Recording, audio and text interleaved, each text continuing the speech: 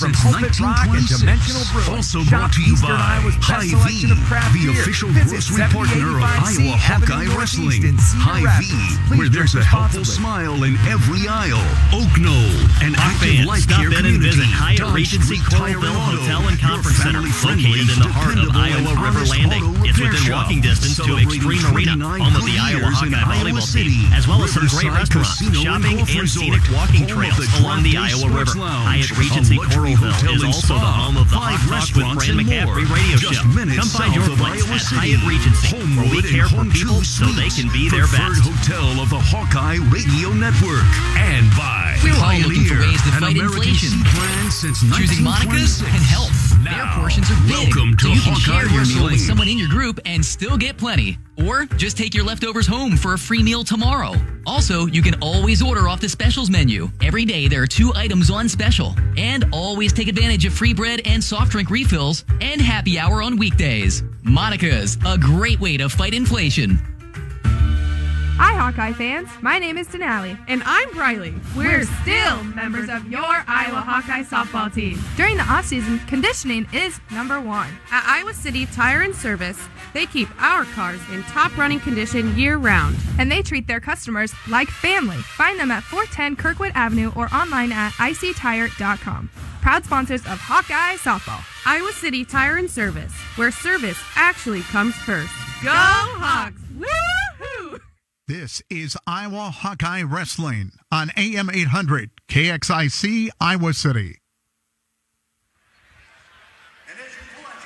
Good Saturday evening and welcome into McKenzie Arena in Tennessee, Chattanooga to be exact, as we get ready for non-conference action between the Iowa Hawkeyes and the Mocs of UT Chattanooga. Good evening. Stephen Grace saying thanks for joining us as coming off of last weekend's big win over in-state rival Iowa State. Hawkeyes hopped on a plane yesterday to make our way down here and take on Chattanooga for our final dual meet of the calendar year 2022. We will have the Soldier Salute coming up a little bit later on this month, but this is the final dual meet before we head into the new year. But looking forward to this one. Should be a lot of fun. Tennessee, Chattanooga has come up to us a couple of times since the last time we were down here. We made our way down here back in 2012 and wrestled over at one of their smaller arenas. They actually had a basketball game earlier today, making this part of a day-night doubleheader, so hoping to get some fans in here. And there's a pretty decent crowd making their way in so far here to McKenzie Arena. Nice little facility. Kind of similar, like I said before, different arenas. Kind of like maybe a smaller version of a Gallagher-Iba arena, or even like the Five Seasons Center up in Cedar Rapids. I can't think of the Alliant Powerhouse Center. There you go. I had to remember the current name of it. But it's got the 2 different levels, concourse in between, so you can walk all the way around and see. And so should be some pretty good sight lines and good atmosphere here. They've got seats sold, chairs along both ends of the mat. So if you go out of bounds, you'll be going into the front row of fans. And so they're trying to work their way into a pretty hostile environment in here and looking forward to welcoming the Hawkeyes down here once again. Like we said, we were down here back in 2012 and had them up a couple of times. But things are squared away and getting ready to get after it here this evening. A little bit of hassle getting down here just based on some weather and some other things, but despite getting in a little bit later than we had anticipated, the Hawkeyes got up, got after it here this morning, and they're going to be ready to go. And it's going to be good opportunity. Not a lot of ranked guys, but a couple of guys that we've seen before, and some opportunities for guys to be able to get in and work out some more kinks before we head into the holiday season and get ready for coming out in 2023, ready to hit that home stretch running. Today's meet preview brought to you by Hy-Vee. Score big savings and shop online at HyVeeDeals.com. I was talking a little bit with Mark Ironside on the phone. This is one of those trips that it feels like just, it's just one of those trips. We'll leave it at that. And so we'll come back. We'll take our first break here. We will talk a little bit more with the pre-meet. just because of the way this weekend has gone, unable to get Coach Terry Brands. Tom Brands stayed back in Iowa City to help out with the UNI Open and along with some other things. So unable to get Terry tonight just because of some things. And so we will talk a little bit more when we come back. Iowa and Tennessee Chattanooga coming up here in just a few minutes. You're listening to Hawkeye Wrestling from Learfield. Local Craft Cellar is open for your game day needs, offering a huge selection of craft beer, wine, and spirits, many Iowa-made favorites. They have the stuff you won't find anywhere else. Carrying one of the best selections of local craft beer in all of Iowa, including those difficult-to-find selections from Pulpit Rock and Dimensional Brewing. Shop Eastern Iowa's best selection of craft beer. Visit 7085C Avenue Northeast in Cedar Rapids. Please drink responsibly. Hawk fans, stop in and visit Hyatt Regency Coralville Hotel and Conference Center, located in the heart of Iowa River Landing. It's within walking distance to Extreme Arena, home of the Iowa Hawkeye volleyball team, as well as some great restaurants, shopping, and scenic walking trails along the Iowa River. Hyatt Regency Coralville is also the home of the Hawk Talk with Fran McCaffrey radio show. Come find your place at Hyatt Regency, where we care for people so they can be their best. We're all looking for ways to fight inflation. Choosing Monica's can help. Their portions are big, so you can share your meal with someone in your group and still get plenty. Or just take your leftovers home for a free meal tomorrow. Also, you can always order off the specials menu. Every day there are 2 items on special. And always take advantage of free bread and soft drink refills and happy hour on weekdays. Monica's, a great way to fight inflation.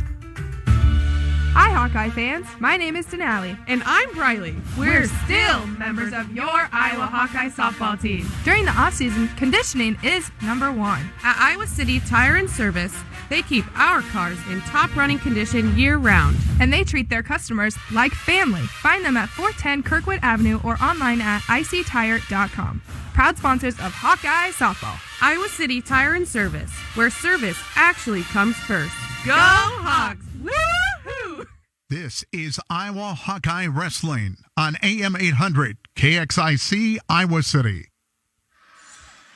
Welcome back to McKenzie Arena, Chattanooga, Tennessee, as we get ready for the Hawkeyes and the UT Chattanooga Mocs. Tennessee Chattanooga coming in at 2-5 under fifth-year head coach Kyle Ruschel. He spent his time collegiately wrestling at Wisconsin, so he's very familiar with the Iowa Hawkeyes, though he has not coached against the Hawkeyes yet.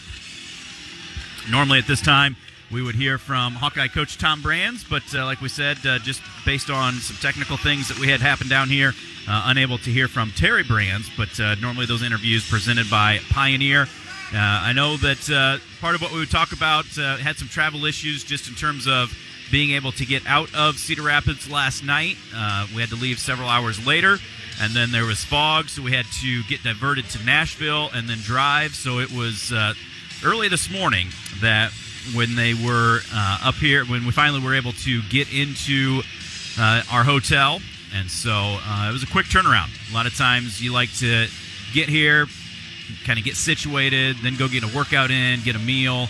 And instead, you were able to have to just basically get here, go to bed, get up this morning, have breakfast, and worry about making weight. And so it's one of those things that, you know what, sometimes you get some adversity thrown at you. And I know that Coach Brands would say it, Mark Ironside would say it. That's the way to just take advantage of any opportunity presented to you and use it to your advantage. I mean, it's a time that, you know what, sometimes things don't happen the way you expect them to, but you just make the best of the situation and get after it. So, you know, make it some fun, make it a good opportunity to grow and be able to get out here and get ready to take the mat against a team that is going to be hungry to come in and make a showing against the number 2 ranked team in the country. So it all comes down to that. The Hawks just going to have to not worry about any of those things that happened with travel getting down here. Focus on what's going to happen when that whistle sounds inside that mat and get ready to just get after it. So again, our interview with Coach Brands, normally presented by Pioneer. When it comes to great yield potential and strong agronomic performance in your fields, choose Pioneer. What's next happens here. We're going to step out, take another quick timeout. We'll be back with more of the pre-meet. This is Hawkeye Wrestling from Learfield. We all love a good win. Catching up with friends, saving money at the pump, soaking up the perfect Iowa day. sitting down to a really, really good meal. These are the everyday delights that make us smile. These are the moments that connect us all as Iowans. And these are the wins that, more often than not, start with Iowa's farm families and the crop they're growing. Because when corn grows Iowa, Iowans win. Learn more about how to share your own wins at iowacorn.org/Iowans win. Coralville's 42nd annual Isle of Lights tour will occur on Sunday, December 11th, sponsored by Green State Credit Union. Light the walkways at your home or business as thousands of luminaria glow throughout Coralville. Stop by open houses at the Iowa River Landing and Old Town Hall. Enjoy luminaria decorating and cultural displays at St. Morrison Park. Visit Santa and Bob's Choo Choo Train in City Hall. Learn more about the Coralville Isle of Lights tour at coralville.org. Making a move from the outhouse to the penthouse? Do you have property your brothers need help with transferring ownership? Do you love everything Hawkeye from Kinnick to Carver? Then you'll want to talk with us. Hi, this is Steve Anderson with Hawkeye Title and Settlement, ready to serve you high-quality real estate title and closing services. Oh, and we also love our Iowa basketball. But we're also happy to assist Cyclone fans, too. Hawkeye Title and Settlement of Iowa City and HawkeyeTitle.com. The team you love, the people you trust. The best beers are the ones shared with friends. Gather yours and join the fun with Travel Leaders Destination Unlimited and their 23 Oktoberfest and Bohemian Adventure. Go on a trolley beer crawl in Prague, raft a river, climb a mountain, and celebrate in Munich's Oktoberfest. Learn more at duagency.com. This is Iowa Hawkeye Wrestling on AM 800 KXIC Iowa City. High, you feel different. But if you feel different, you drive different. So don't drive high. Brought to you by NHTSA and the Ad Council.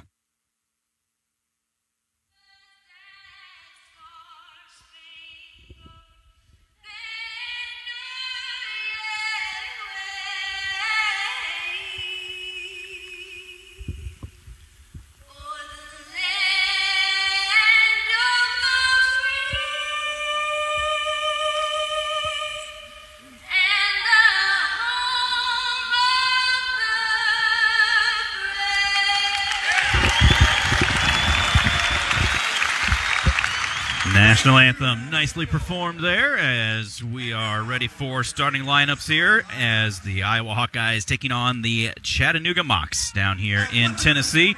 Starting at 125 pounds, either Aiden Harris, junior with an 0-4 record, or Charles Matthew, a sophomore at 0-1. They will be taking on Logan Ashton, a sophomore with an 0-7 record. Somebody's going to get their first win on the season this evening. At 133 pounds, Colin Schriever, sophomore at 7-2, takes on Braden Palmer, a junior with a record of 5-2.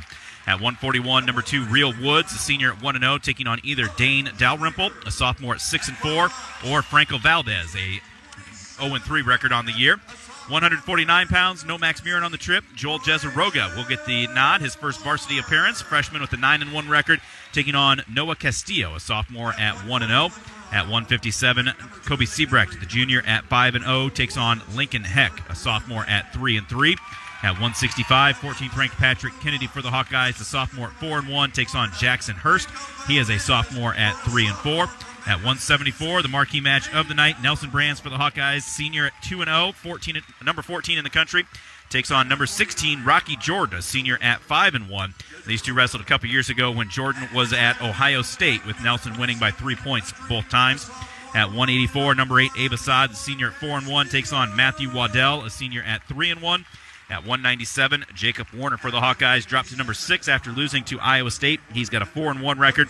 He takes on Jake Boyd, a senior with a record of 3-2. And we'll close things out with heavyweight Tony Cassiope, the senior at 6-0,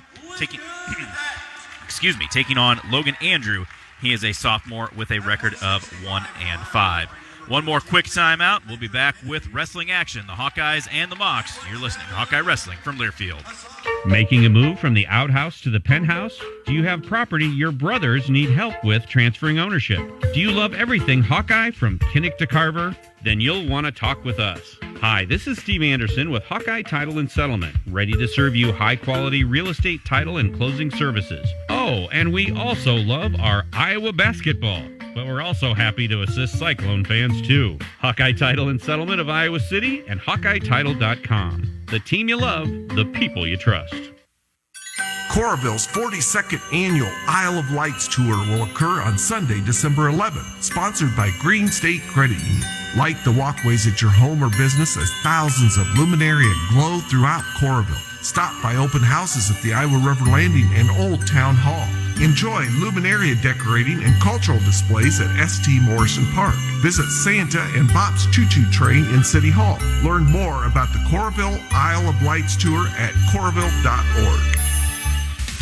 Hit a deer? Call Premier. Premier Automotive in North Liberty is Eastern Iowa's most trusted name in auto body repair. Our premier reputation is built on providing superior customer service, accurate estimates, and high-quality work. Our experienced staff guarantees your vehicle is restored and back on the road in no time. Premier Automotive in North Liberty or online at premierautoiowa.com. Drive safely, but if you hit a deer, call Premier. The best beers are the ones shared with friends. Gather yours and join the fun with Travel Leaders Destination Unlimited and their 23 Oktoberfest and Bohemian Adventure. Go on a trolley beer crawl in Prague, raft a river, climb a mountain, and celebrate in Munich's Oktoberfest. Learn more at duagency.com.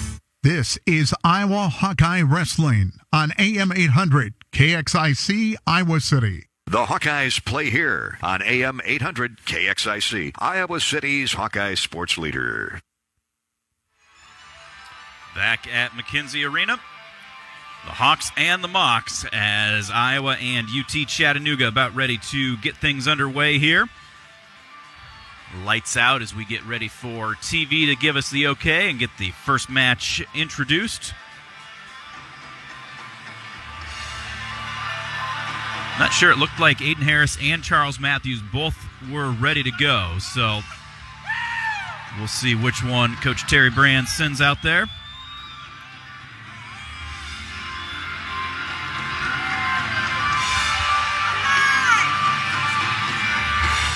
Set a decent crowd in here. I'd say a few thousand, a couple, 2,500 maybe.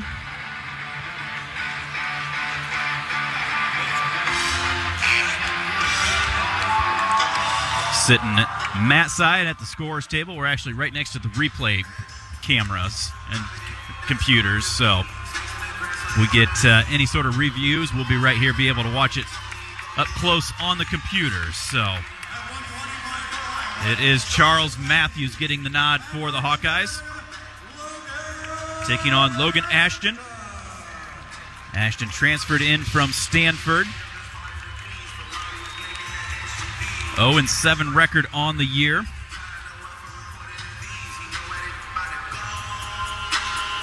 Includes a 4-0 decision that he lost to number 6 Eric Barnett of Wisconsin. Underway here. Pretty cool. They actually keep the lights down and just have spotlights from the Jumbotron in the center, spotlighting the action.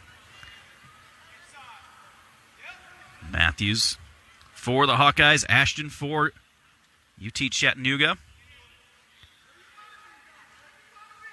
Neither guy really tying up. Now they do finally come across.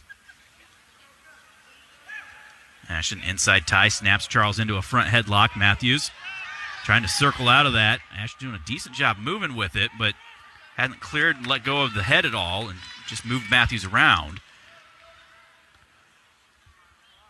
Charles is a guy, Matthews and Harris both. They've got some good stuff. I think they just need to have confidence in it. Ashton and Matthews both drop at the same time. Ashton comes up with an underhook for Chattanooga. Matthews able to clear out of it.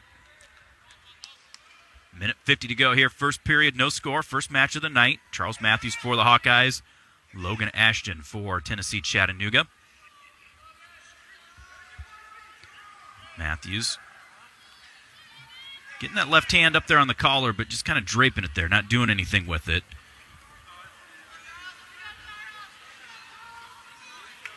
Now grab fingers, pushing on each other. They've stayed pretty well in the center of the mat. There's Matthews, a double leg attempt from a ways away. Ashton arms down, comes back up, over-under situation.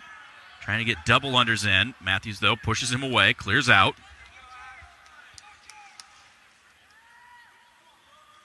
Matthews staying low, a little fake there, changing level. But then as he comes across, Ashton throwing that underhook again. Ashton's right side, Matthews' left. Charles pushes him away. There Matthews adjusting his headgear. Ashton taps the head, drops in for a high crotch attempt. Matthews, though, sprawls back into a front head situation. Probably going to hold on for a stalemate here. And we get it. Head referee Scott Lindsay. Carlos Mansell is the side ref tonight. 45 on the clock. First period, no score here. 125 pounds. Matthews trying to find that 2-on-1, but Ashton clears out of it. Both guys drop almost to a knee on the mat at the same time.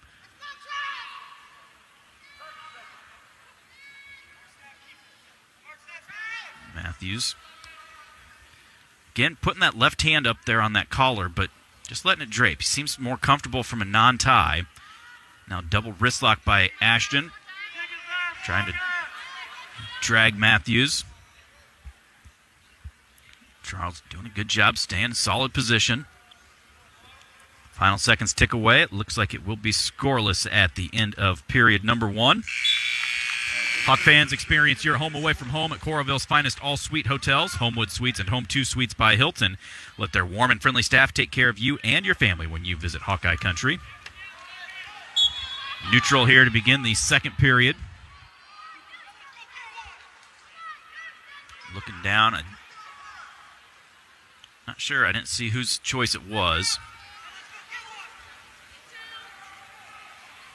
Either way, wrestling on our feet. There's Matthews. Shot from a ways away. Able to get two hands to it. Trying to suck it in. Looking to get an angle here.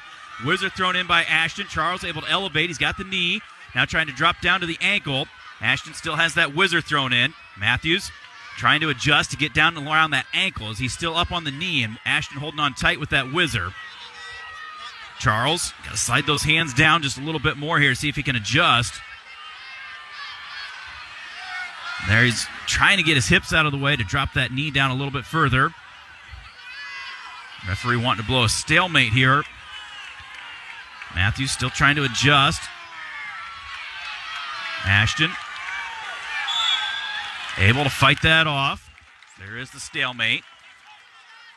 Good shot by Matthews, though, from a ways away. Was able to get just one hand to the leg, but was able to suck it in. Fake by Ashton, gets Matthews sprawling out of the way. Charles circling back towards the center. Ashton, 2-on-1, swipes at the leg. Matthews for the Hawkeyes.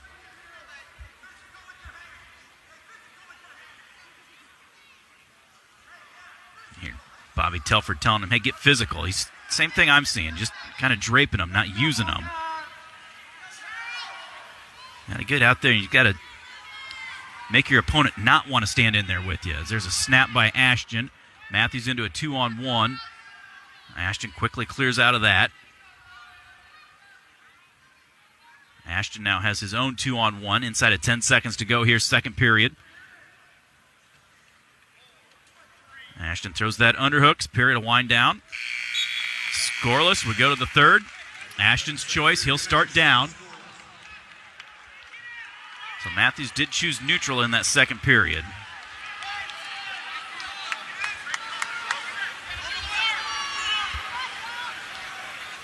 Ashton set, explodes up. Matthews around the waist, trying to pick him up. Ashton throwing that leg back, and Matthews no choice but to let him go. So Ashton for Chattanooga, 1-0 lead. Riding time not a factor.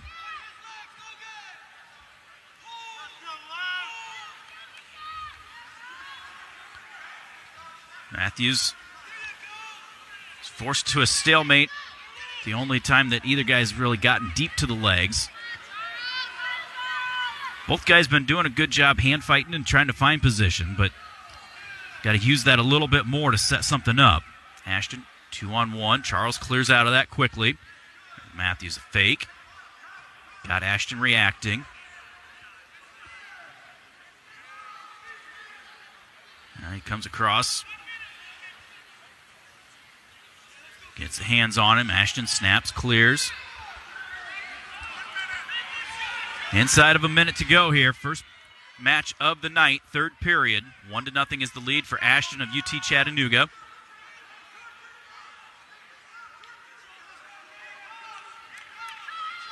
Deep collar tie by Ashton for the Mocs. Mathis got to get going here. 35 on the clock. Again, just kind of caught up in the hand positioning and everything and forgetting about the legs. Now Ashton's starting to get a little more defensive with 20 seconds to go. Coming across, Ashton, right hand on the collar. Matthews for the Hawkeyes, trying to find a 2-on-1. 10 seconds left. Matthews got to go. And he's just going to come up short. Ashton's going to get the win. One escape. No takedowns either way. And the Mocs take a 3-0 lead after the first match.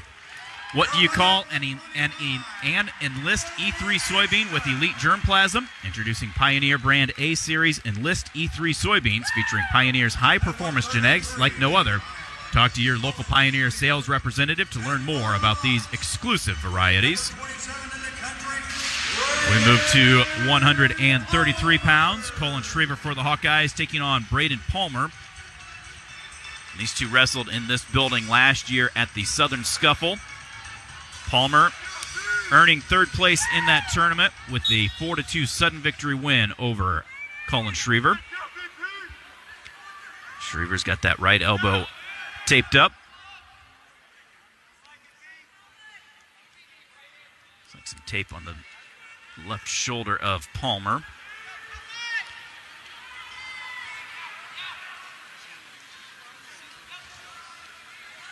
Shriver coming off that close loss to Adesov of Iowa State.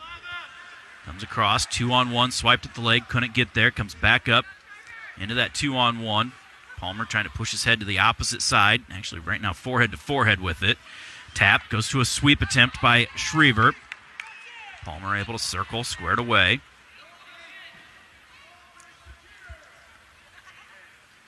Terry Brand's hollering out at Shriver, your offense is there. Working a double wrist right now. Palmer for Chattanooga clears out. Come back across, right hand on the collar for Shriver. There's down to an ankle, but Palmer able to just pull that leg back out of the way. Colin only able to get one hand down to it. There he gets to the ankle that time, head to the inside. Palmer reaches back, dives over us.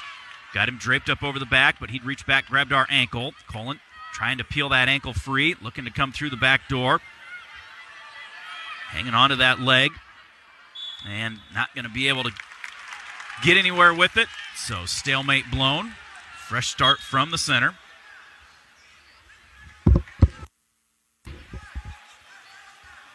Restart, 1:15 to go here. First period, no score, 133 pounds. Colin Shriver for the Hawkeyes, Braden Palmer for Chattanooga. Palmer changed levels. Shriver grabs that left arm into a 2-on-1. Comes back up, right hand on the collar. And that ankle, Palmer's leading that right leg real heavy, and that's where Shriver hit an ankle pick, couldn't hang on to it, and that's what created that last scramble, was he two hands to that ankle. Now he dives in, double leg attempt. Comes up as Palmer was able to sprawl back.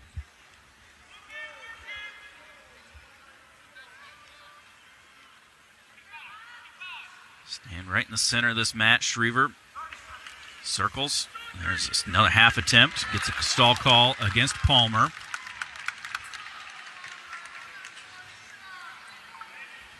There's a nice duck attempt by Shriver. Palmer able to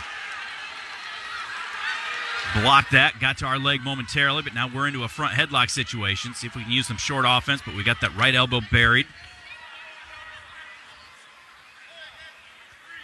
And the first period will come to an end. No score.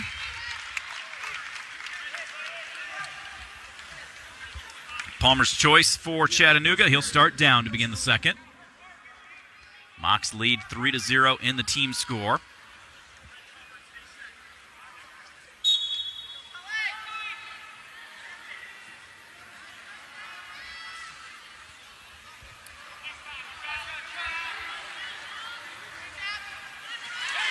Palmer able to work his way forward. Hand control, gets the escape. About 15 seconds gone. Actually 12 seconds of riding time for Schriever. Fake by Schriever. Looked like he almost could get into that front headlock, but he missed. There he drops, reaches for that ankle again. Another big snap.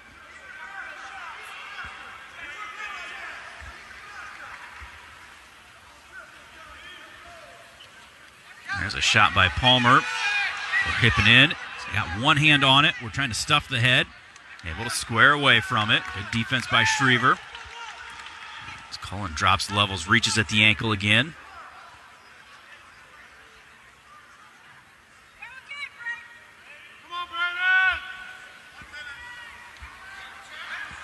.55 on the clock. Another low sweep attempt. Schriever trying to cut off to the double. He's got him planted, but now Palmer's able to reach back and lock through our crotch. He's trying to cut the corner on us. Now we're able to get our head back between the leg, elevate him up, get him draped back over, trying to come through the back door. Palmer locked around our chest and waist area. And they're going to stalemate it as he had a hold of our wrist, it looked like. It's on the opposite side of the arena, so I couldn't see. 35 seconds to go here in the second period. Schriever gets down to that ankle again. Head to the inside, but it's almost like Palmer's inviting him to do it. And there he actually breaks the grip. We're able to cut off to a double, but he's locked through our crotch, almost trying to get that neutral danger. Schriever trying to reach across. He's got both legs. There he's got him sat down, but Palmer's still locked around our crotch. Still hanging onto our leg. Now we have to let go. We step over. That should be 2 takedown for Colin Schriever with just 3 seconds to go here.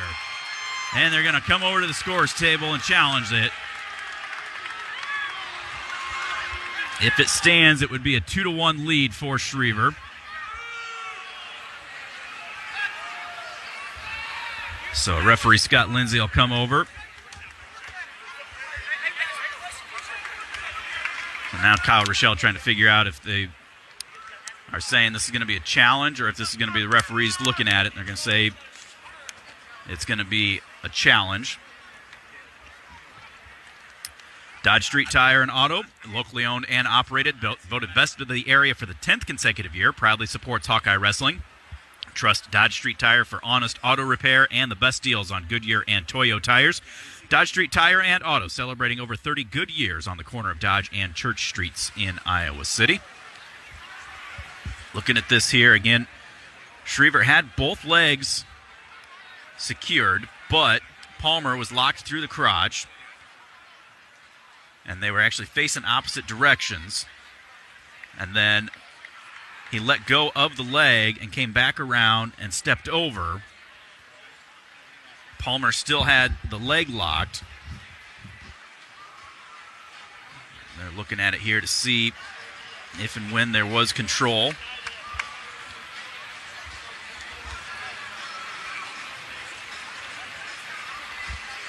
Schriever done a pretty decent job. I'm looking here right at the replay. Trying to adjust. Almost had him sat to his butt. Palmer was still locked around the waist. And then we let go of that. Came around and stepped over. Palmer still had control of our leg. So, referee's talking about it to see. So they're going to wave it off and put 2 seconds back on the clock.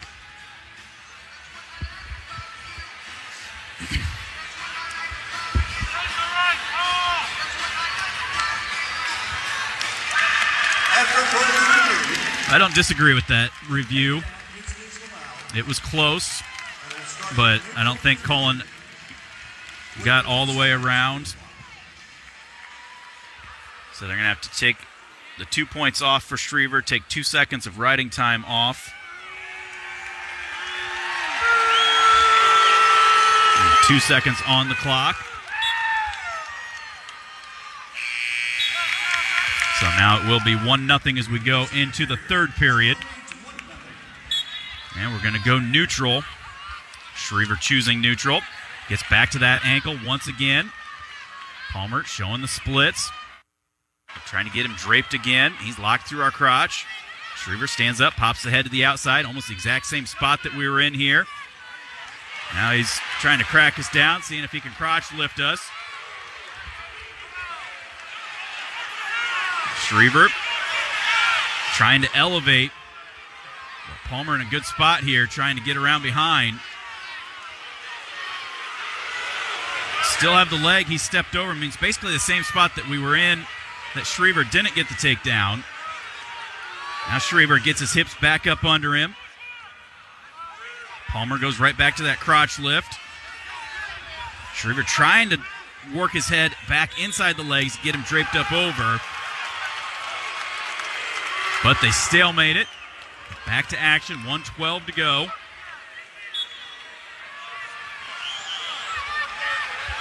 See if Schriever can hit something. I mean, Palmer's basically giving him that ankle, wanting to create that scramble. See if Cullen maybe hit a sweep to the opposite side. I mean, obviously just pop the arms and get into a blast double would be ideal. Half swipe there by Palmer.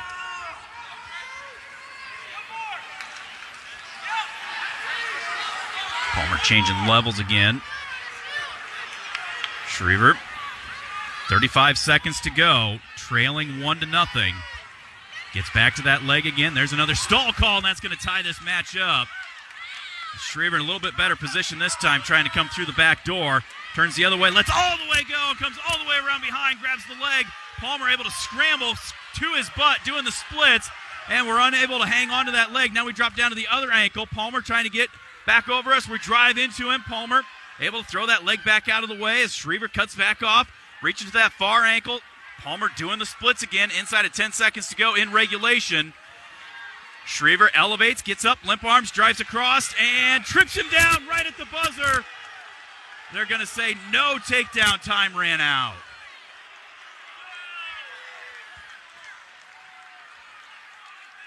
So tied up at 1. Put 2 minutes on the clock, erased the riding time. Both guys a little tighter. Making sure they get the riding time cleared away.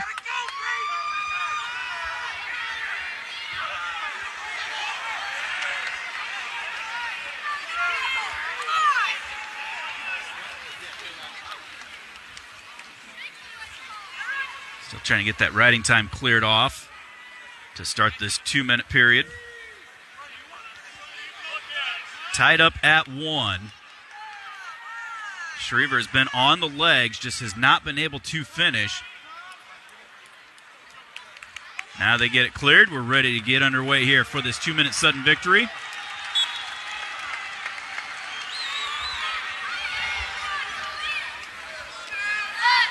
Got a snap, go behind. Something quick. Don't allow him to use that good funk and defense. Because you can tell that's exactly what Palmer's wanting to do.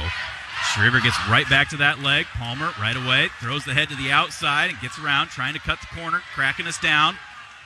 Schriever sits back, able to get that head inside. Now they roll through. Schriever trying to elevate again, cuts off, trying to get to a double. Palmer rolling us through again. We're sat down. Now we sit back up, draped through the back. Palmer hanging onto our ankle. And stalemate blown, 1:17 to go.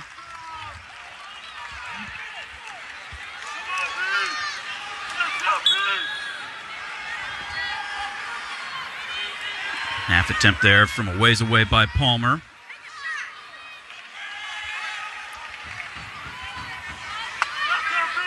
Schriever's got to get one of them here and just finish it. Get this win. A minute to go here in this sudden victory period. Palmer staying real low. Cullen being a little selective with what he wants to do. Goes right back to that leg, sucks it in, trying to cut off to that double. Picks him up, dumps him over, trying to step over. Palmer showing good defense, reaching through, grabbing our crotch. We're almost locked or stepped over, but he's still hanging on. Same spot we were at the end of one of the earlier periods. Schriever reaching back, breaking that grip, cuts across to the 2. Still not called yet. Palmer hipping into us. Now Schriever's in some trouble. He's trying to cut off to a double. gets up over the hip. Schriever rolling into him and steps over the other way. Now Schriever trying to get front headlock situation, seeing if he can cut back off around that head. Palmer grabbing onto our leg. Big scramble here from both these guys. And now finally, Palmer able to finish.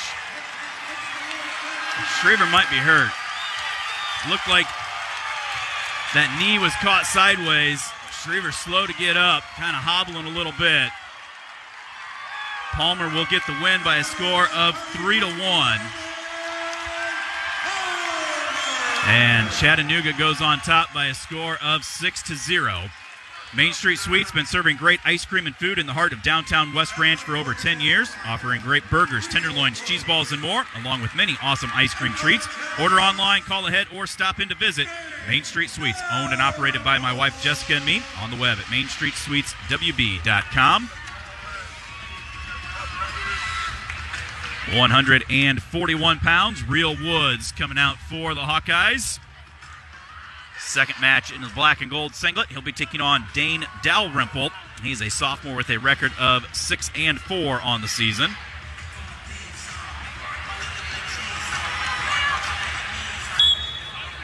Woods right off the whistle. Gets in on that shot. Almost the exact same thing that Schriever was in. Trying to come through the back door again. Looking to scoot that ankle out of the way. Does.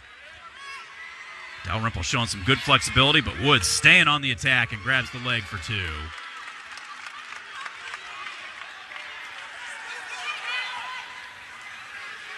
Real. Climbs back up.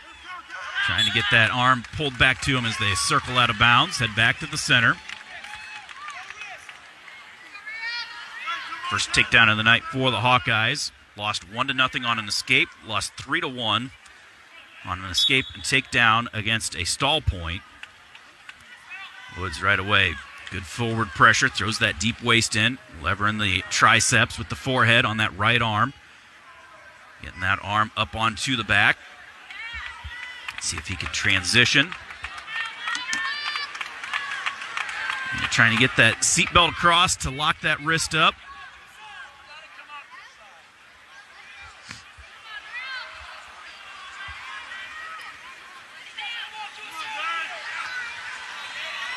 Woods continuing to lever.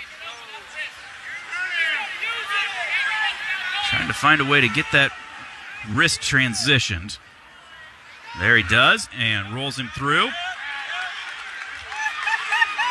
And he's going to get near falls. He got the 4 count.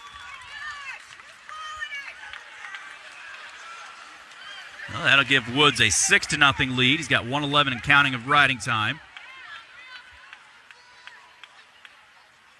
Back to work, getting that arm up onto the back. Just a quick tilt there. Left arm on the back. Just cross face and forcing it. Now he's trying to step over, see if he can run that a little further, but Dalrymple threw the leg up. That'll be another 4 near fall for Woods. Makes it 10-0. Back to that same thing. He's just got the arm on the back into a cross face. Tilted over. Got just a 1 count that time.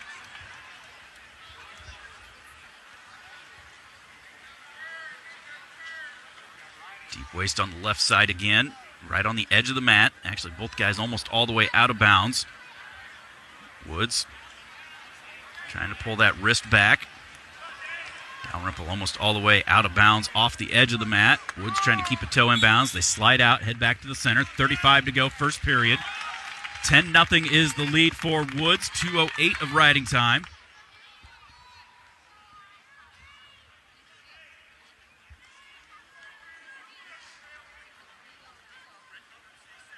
Dalrymple gets reset on the fresh start, and then be caution on Woods starting early. Tried to explode there off the whistle and just hit it a count early before the referee blew the whistle. Dalrymple tries to explode up. Woods drops down to the ankle, driving him forward. Gets him flattened out. Dalrymple trying to build that base back up under him.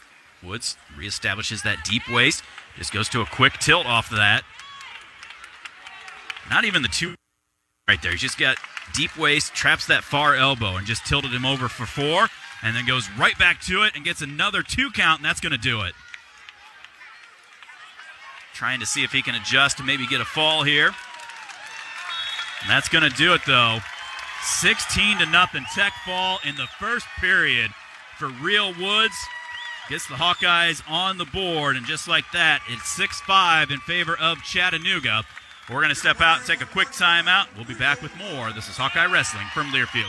Local Craft Cellar is ready for the holidays, offering a huge selection of craft beer, wine, and spirits. Many Iowa-made favorites. They have the selection you don't see at other stores. Come get your favorite holiday beers, liqueurs, and of course, whiskeys. The biggest selection of vodka, tequila, mezcal, rum, gin, cordials, and wine. And the greatest selection of Iowa-made favorites like Edgewood Locker hams and turkeys. Shop Eastern Iowa's best selection of craft beer. Visit 7085 C Avenue Northeast in Cedar Rapids. Please drink responsibly. Okay, close your eyes and imagine. Well, unless you're driving. Yes, imagine you bought a scratch ticket from the Iowa Lottery. Or someone gave you one.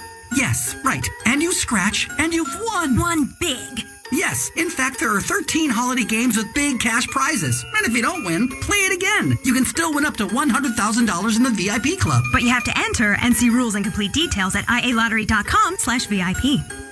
Yes, thank you. Hi, Hawkeye fans. My name is Denali. And I'm Briley. We're still members of your Iowa Hawkeye softball team. During the off-season, conditioning is number one. At Iowa City Tire and Service, they keep our cars in top running condition year-round. And they treat their customers like family. Find them at 410 Kirkwood Avenue or online at ictire.com. Proud sponsors of Hawkeye softball. Iowa City Tire and Service, where service actually comes first. Go Hawks! Woo-hoo! This is Iowa Hawkeye Wrestling on AM 800 KXIC Iowa City. Welcome back to McKenzie Arena, campus of Tennessee Chattanooga. Stephen Grace saying thanks for joining us. Hawks trail by a score of 6-5. Charles Matthews losing, gave up an escape in the third period and lost 1-0. Colin Schriever gave up an escape in the second period, got a stall call in the third to tie it up, send it to sudden victory, but was taken down. It was a situation where Schriever was actually in multiple times, pretty deep, but just could not finish.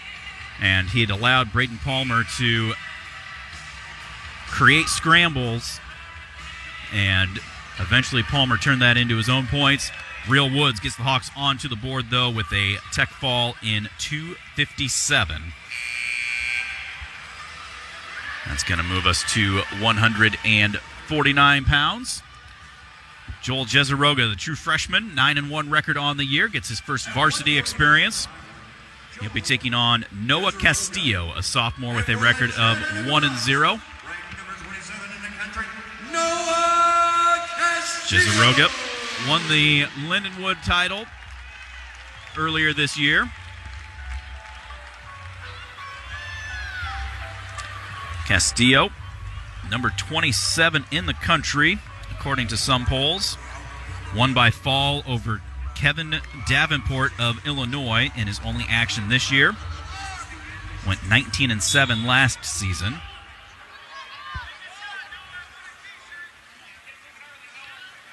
Underway here at 149 pounds.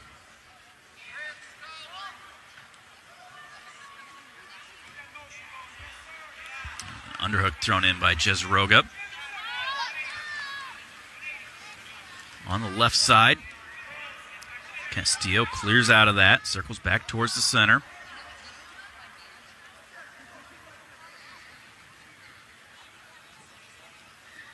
Jezeroga had that left hand up on the collar. Cleared out, changed levels. Didn't get anywhere with it, though. 45 off the clock, first period. 149 pounds. Jezeroga for the Hawkeyes. Throws that underhook again on the left side. Castillo clears out.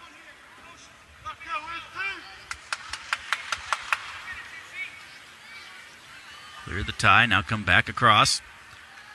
Snap there. More of a fake than anything by Castillo. Got Jezeroga reacting. Joel left hand up onto that collar. changed level, swiped at that leg, but Castillo throws it back out of the way. Now, misdirection attempt there by Castillo for Chattanooga. Jesseroga did a good job, threw the legs back, stayed square with him.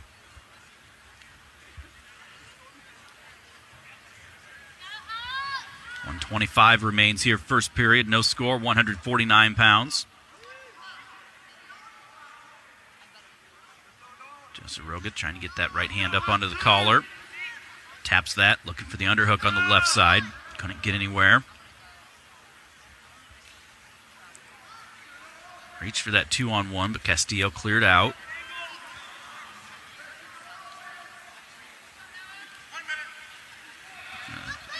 Half attempt by Castillo. Jesseroga again throws the legs back.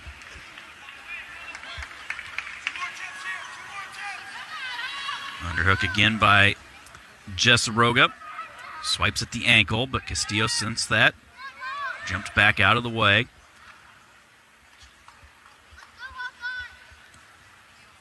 Jesseroga trying to find that double wrist lock. Nothing there.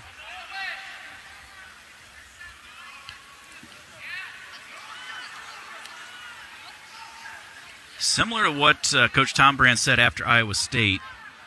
You know, Iowa State kind of brought it to us and we took it several times. I don't know if we're necessarily taking it here tonight, but we're letting Chattanooga so far kind of dictate how things are going. I mean, Real Woods came out. He set the pace. He controlled it. He said, this is what's going to happen, and he put 16 points on the board. The other three matches so far, I mean, we've been staying in there. We've been doing some things, but we haven't just been as assertive as we need to be, saying, you know what, here, I'm the better wrestler. I'm going to just take care of business. Jesseroga defers his choice. Castillo starts down here to begin the second period. Bounces up to his feet. Jesseroga pulls him back down. He bounces right back up. Jesseroga trying to lock around the waist, see if he can pick him up. Gets to the edge, and they slide out of bounds, head back to the center.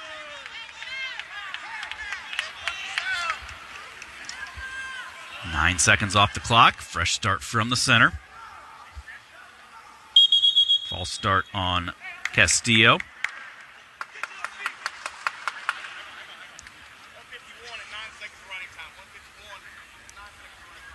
I'm going to make sure the clock's correct. 1 second ticked off, which added 1 second of riding time.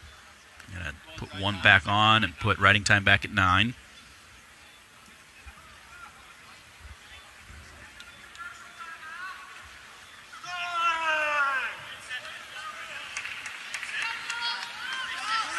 Get that set. Back underway here.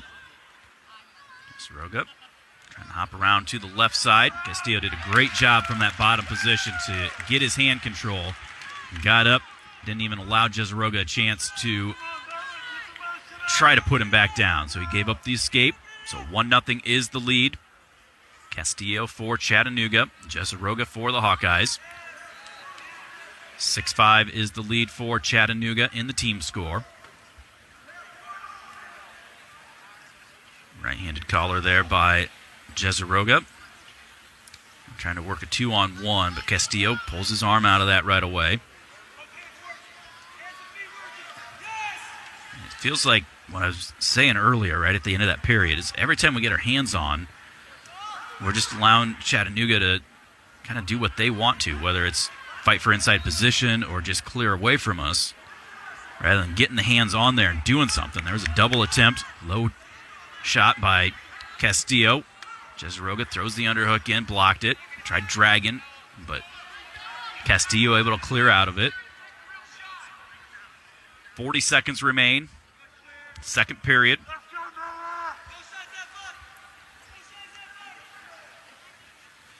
Jesseroga. Couple of fakes right there. Stepped heavy.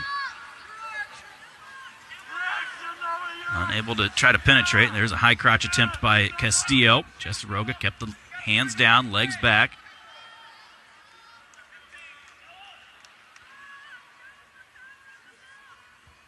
Final seconds tick away here in this second period. And it looks like it will be Castillo with a 1-0 lead as we go to the third. Jesaroga's choice. He's going to start down. Jesaroga accrued 15 seconds in that second period towards riding time.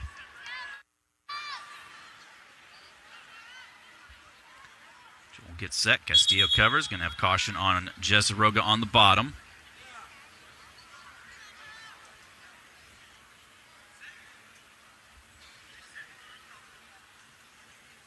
So we'll restart it here.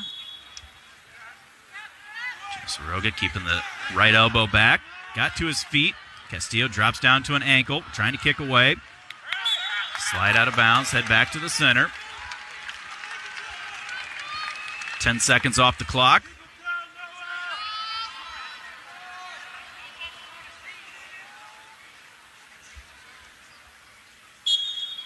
Jesaroga again. Squares. This time throws the hands up over the head and gets out for the escape.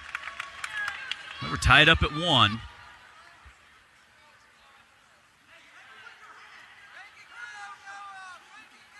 Bobby Telford seeing the same thing I am, saying get heavy with those hands. Don't just put them on there, but do something with them. Minute 25 to go in regulation, tied up at 1. There's Jesaroga fighting in for that inside tie. Castillo snaps, clears out. Jesaroga throws the underhook by. Castillo able to throw his leg back out of the way, though.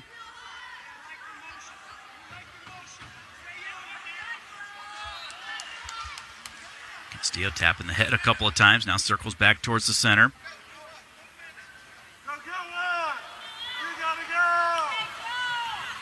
Jesaroga for the Hawkeyes. Again, trying to throw that underhook by. Headgear comes off, so we're going to stop it and get the restart. Terry Brands up to Joel and says, hey, just get to your offense. You just go.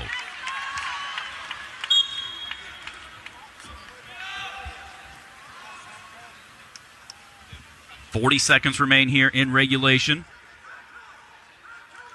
Jesaroga starting to get a little bit heavy with those hands and clears out. Comes back up, right hand on the collar, trying to drag. Misses the shot. Reshot attempt there by Castillo, but Jesaroga able to hustle and scramble. Squares back up with him. A little snap attempt by Castillo. 15 on the clock. Jesaroga, right hand on the collar. Castillo clears out. Looks like we're going to have another 1-1 sudden victory match. Score Big Savings Shop online at HyVeeDeals.com. Hy-Vee is proud to support Hawkeye Wrestling. 2 minutes on the clock. Riding time erased. Tied up at 1. I think either guy has been in on a shot. Both guys been moving well, but neither one's touched the other's leg so far.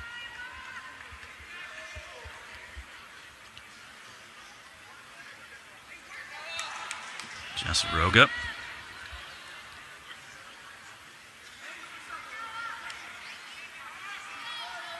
Trying to get on that head, but drag attempt by Castillo. Jesaroga squares away from him.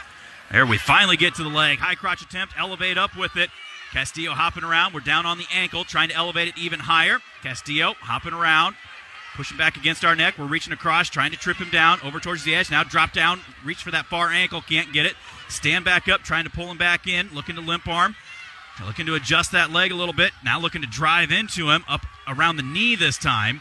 Got a little high with it. Now we try to dump him down. Drop back down to the ankle. Castillo doing the splits.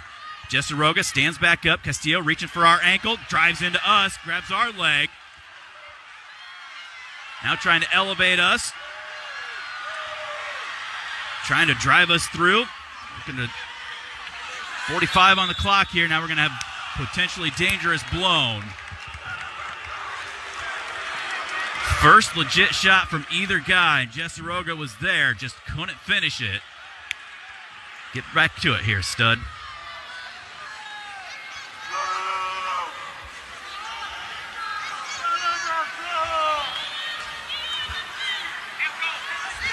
.30 seconds left in this 2-minute sudden victory period.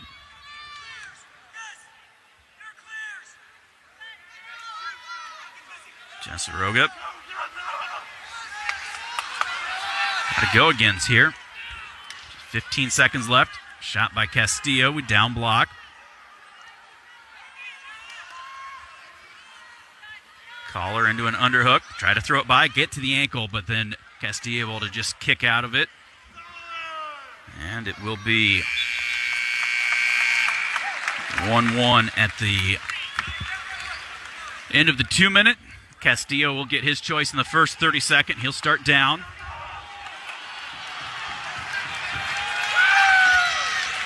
Neither guy been called for stalling.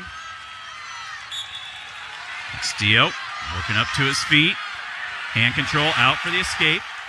It's all right. Get after it here, Jesseroga. Get a takedown. 15 seconds left in this 30-second tiebreak period.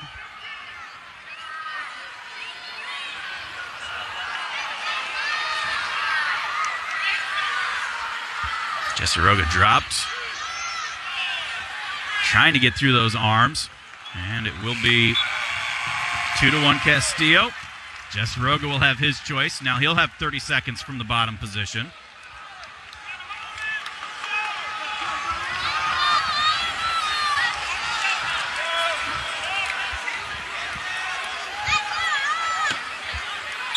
Caution on Jesseroga, his second. So he's got to be smart. Now, the key here is Jesseroga only got 4 seconds towards riding time, so he's got to get out in 4 seconds. Otherwise, it'll come down to that here in the tiebreaker. Caution on top this time.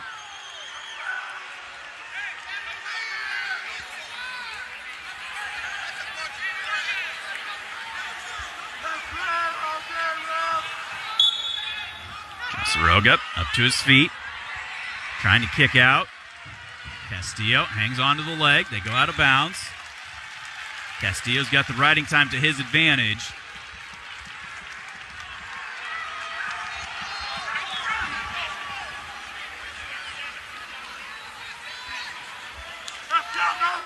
So, fresh start. Jesseroga to his feet. Castillo down on the ankle. Going to get a stall call against him as they stop it. He was down on the ankle, but he's going to take that with 12 seconds left now.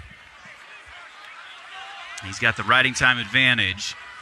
So Jesseroga is going to have to either get an escape and a quick takedown or some sort of a reversal, or hope for an escape and a stall call at the same time. Jesseroga to his feet. Out for the escape. 8 seconds left. I don't think Jesseroga understands the urgency there. He took 3 or 4 seconds to get back to the center. And that's going to do it. He's got to understand the rules there. You got to get back after it. It will be a 2-2 ultimate tiebreaker on the riding time advantage. So that'll put Chattanooga on top by a score of 9-5. Molly's Cupcakes proudly serving their cookies and treats inside Kinnick Stadium and Carver Hawkeye Arena. For a taste of unique flavors you'll love, stop by their downtown Iowa City location for homemade cupcakes, cookies, cakes, bars, and coffee drinks. Molly's Cupcakes, a proud supporter of the Iowa Hawkeyes. 157 pounds. Kobe Siebrecht for the Hawkeyes taking on Lincoln Heck, sophomore with a 3-3 record.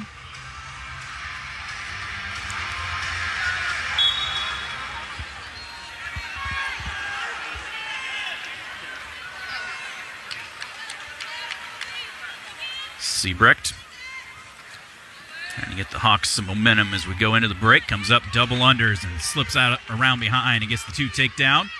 Heck trying to drop the hips. They get over to the edge.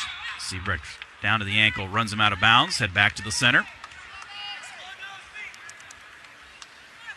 Sure Heck has seen several of the videos of Kobe launching some guys. So as soon as he got to those double unders, he basically just bailed out and gave up the 2. Heck up to his feet. Kobe pushes him away, gives the escape. 2-1 in favor of Siebrecht. Hawks down 9-5 in the team score.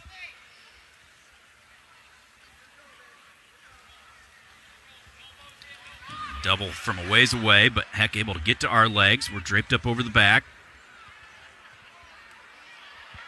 Now Heck stands up.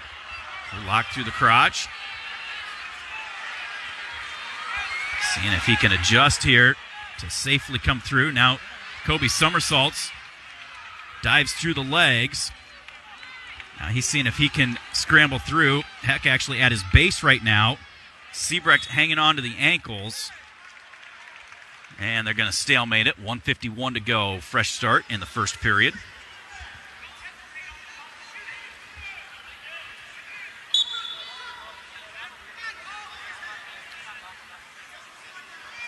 Back to action here. Siebrecht. Left hand in that collar. Shot again from a ways away by Heck. Kobe catches him this time. Gets that 2-on-1. Trying to get that head popped around to the opposite side. Now throws overhook on that side. Shot there by Heck. We're able to scramble around, reshoot, but ran out of room as we tried to hang on to the ankle. They go out of bounds.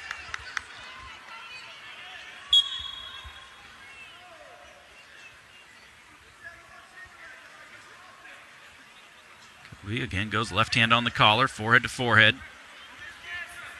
Heck wanting to lock our fingers with his left hand, our right hand. Kobe not wanting to be there, trying to clear out, find a way to grab that wrist. I know if Mark Ironside was here, he'd say, you know what, you just grab that and, again, just be assertive. You control the tie. You don't let him say, here, grab my fingers. I'm going to hold my hand away from you. You pull the hand to you and do what you want with it.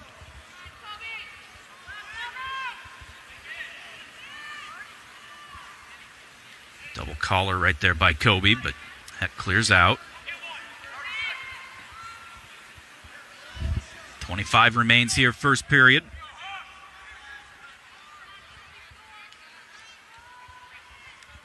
Kobe's got that left hand on the collar. Heck again dives for that double leg from a long ways away. Kobe just keeping those legs back. There's a big snap by Kobe. Snapped more to clear rather than anything. Period comes to an end, so 2-1 is the lead for Siebrecht. Heck's choice, he'll start down.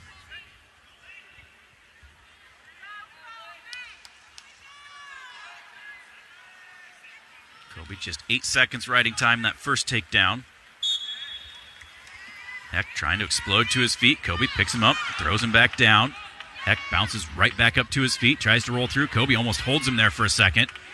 There's that deep waist seat belt. It's got him flattened down, reaching across, looking for a wrist either way. Trying to chop an arm. Now comes around to this left side, pulling that left wrist. Reaching across with that right arm, see if he can reinforce that 2-on-1. Can't do that, but he tries to pull the arm up. Now he's got that wrist trapped underneath. See if he can set up that 2-on-1 roll through. Heck able to pull that arm up away from him.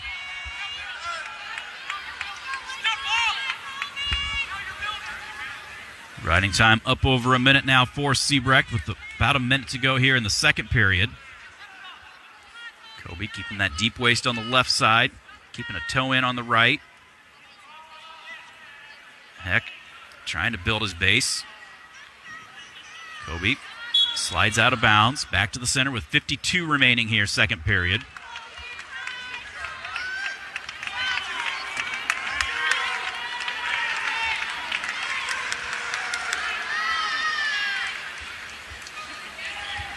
Heck gets reset from the center. Siebrecht covers. Heck into a tripod. Kobe reaching across to that far wrist. Still in the tripod. Now to his feet. Kobe comes around, tries to trip him down, drops down to an ankle. They slide out of bounds, head back to the center. 37 remains.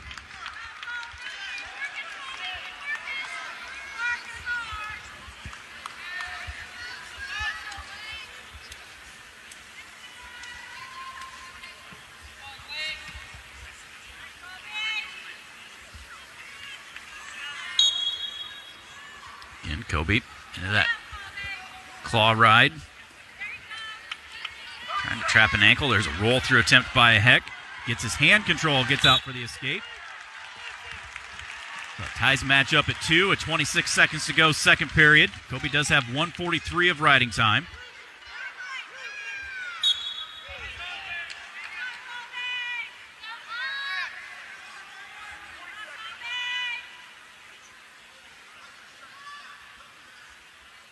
Each guy with the left-handed collar. Now they snap, clear out. Kobe comes back across.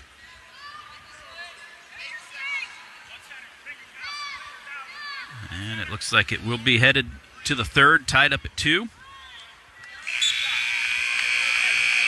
At the end of the second period, Siebrecht will choose down. He's got 1:43 riding time.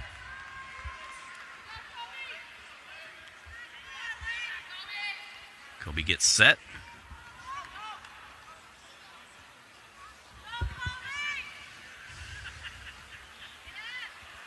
Heck covers. Kobe slow tripod up to his feet. Trying to peel those hands off. Gets the escape. So Siebrecht leads 3-2, plus he's got riding time. There he taps, missed the shot. Heck almost able to reshot and get it back around behind us, but Kobe able to square back up with him.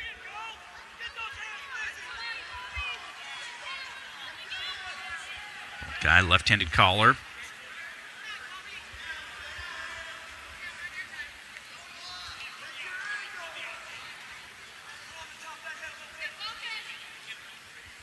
Kobe with the right hand on the collar.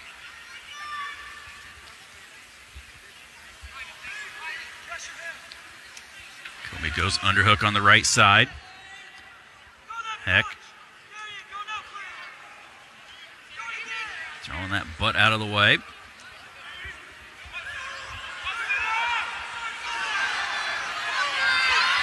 Kobe. Big snap, trying to come back across. Heck. Out of bounds. They go out of bounds. Stall call on Chattanooga for backing out. 53 seconds remain.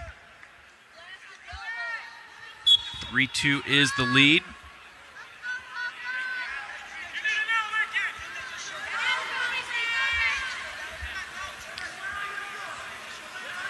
Siebrecht.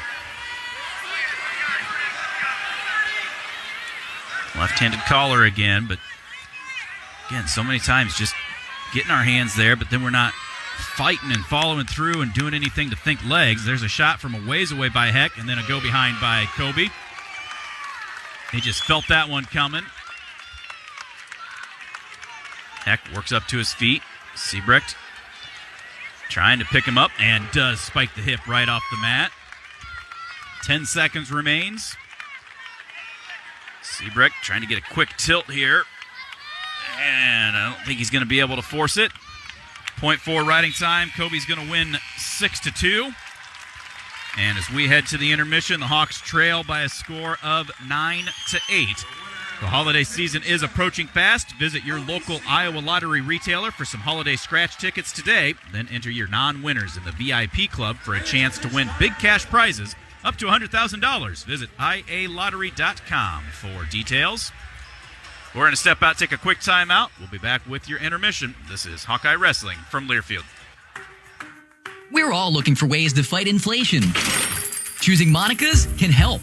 Their portions are big, so you can share your meal with someone in your group and still get plenty. Or just take your leftovers home for a free meal tomorrow.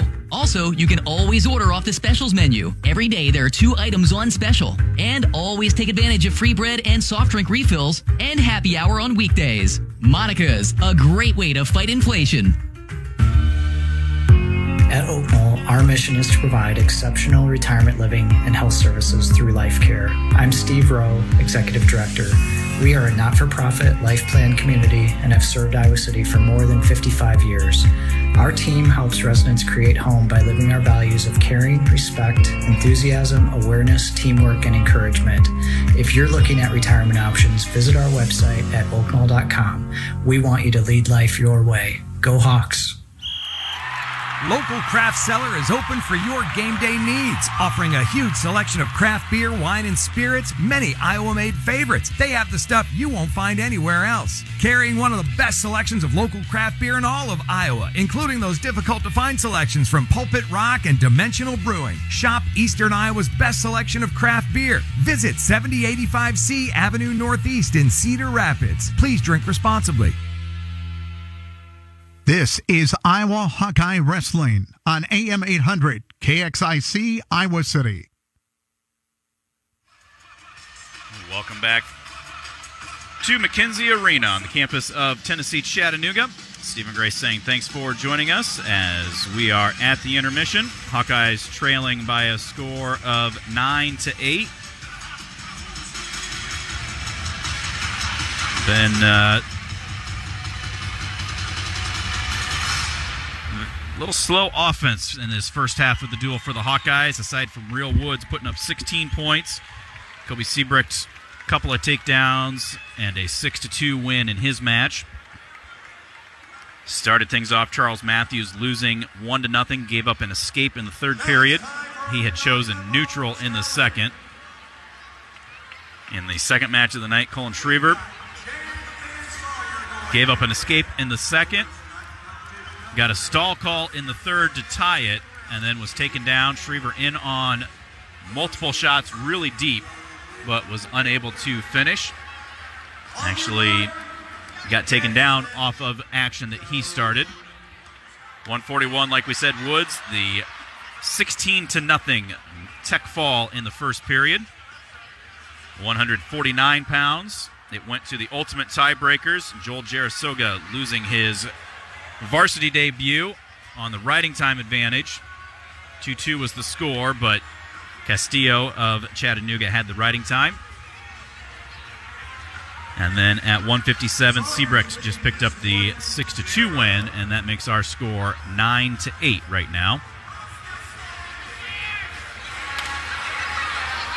As we are at the intermission, do want to pass along. I'm sure a lot of you have already seen it. We had 9 Hawkeyes wrestling up at the UNI Open in Cedar Falls earlier today. Drake Ayala won the round-robin bracket. Got a couple of wins over Fuseli of Iowa State and Anderson of Northern Iowa. And that will give him the title there.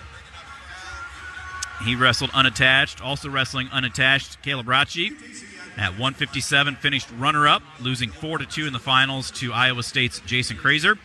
And then at 197, Zach Glazier made the finals before he forfeited to Wyatt Volker.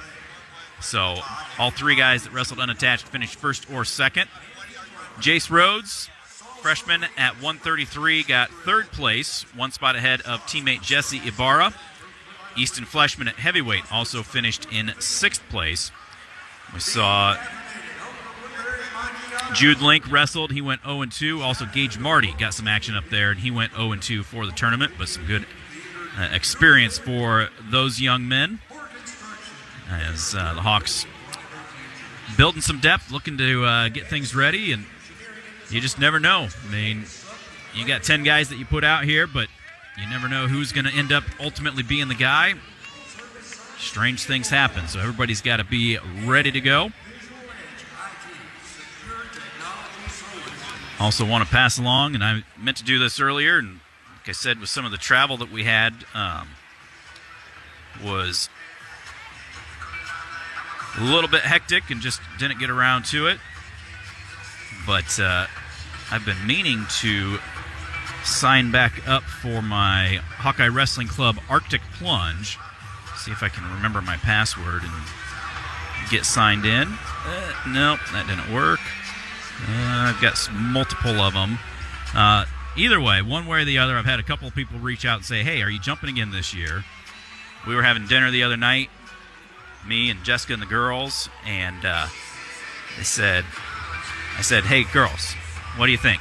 Should I jump again? Right away, my older 2 daughters, yes. It wasn't even a, well, you know, Dad, I mean, well, it was, yes, you should do it. So I think I'm on the hook. So head over to HawkeyeWrestlingClub.com and click on the events.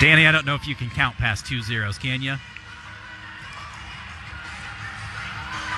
See, this is the stuff normally Mark gets. He's the one that gets all the text messages while he's on air, and I just keep talking, so trying to balance both of these here. Back to action here, 165 pounds. Patrick Kennedy for the Hawkeyes taking on Jackson Hurst, a sophomore with a 3-4 record. Hawks down 9-8. There's Kennedy. Nice snap into an ankle pick.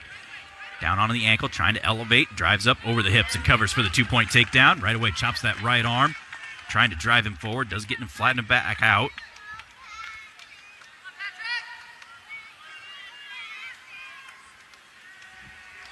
Hurst building his base back. Kennedy now comes around, lets him go, keeps that 2-on-1. There's the escape. Kennedy keeps that 2-on-1. Foot sweep action.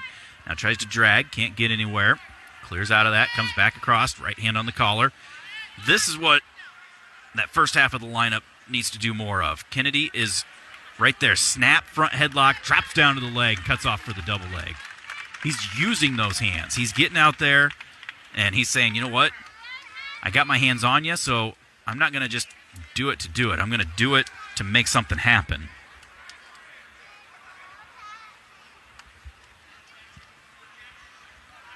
Four to 1 is the lead, and we've got timeout for blood time, it looks like.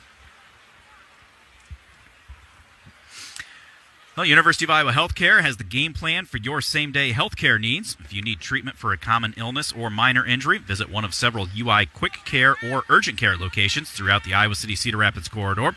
Their care and expertise will help get you back in the game. UI Healthcare, proud to sponsor your Iowa Hawkeyes. Fresh start from the center. Explosion by Hurst up to his feet. Kennedy works him back down, though, into a sit-out, trying to get forward pressure. Goes deep waist on the right side, chops that right arm, trying to get him flattened out, hooking that near ankle. Reaching across now to the far wrist. Forearm on the back of the neck, can't get anything with it, so he lets him up. Couple of fakes, hits a double, missed the shot, but able to hang on to one ankle. Now comes back, elevates him, gets him draped up over the back. Sitting back into him, trying to come through the back door. Now looking to turn. Locked through our crotch, hanging onto our ankle. Kennedy continuing to turn. Now flattens him down, throws the cross face. And gets the 2-point takedown. Hurst up to his feet. Kennedy down on the leg. Elevates high, reaches across, trips him back down again. 6-2 is the lead for Kennedy. 45 seconds to go here, first period.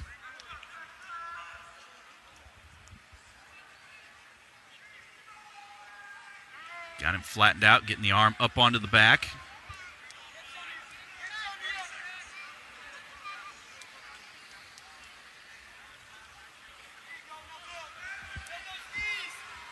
Lost the arm. Goes back to work, trying to pull that near wrist over in front of the Hawkeye corner. Stall warning on bottom. Slide out of bounds, head back to the center with 12 on the clock. 6-2 is the lead for Kennedy for the Hawkeyes. He's got 1:49 of riding time.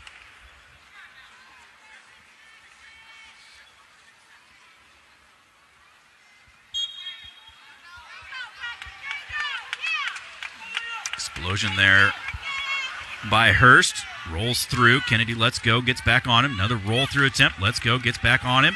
Hurst gets the escape right before the period ends. He wanted that one right there.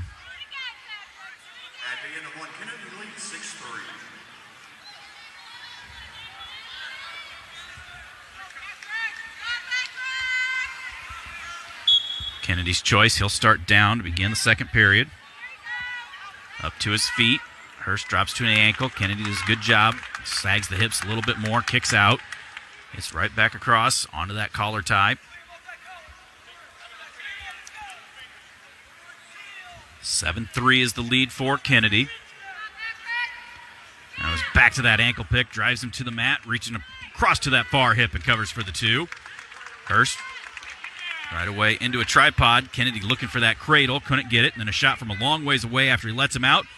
Reshot by Kennedy, drives through and covers for 2 more. 11-4 is the lead for Patrick. Now he's trying to get that arm bar. Gets it up onto the back.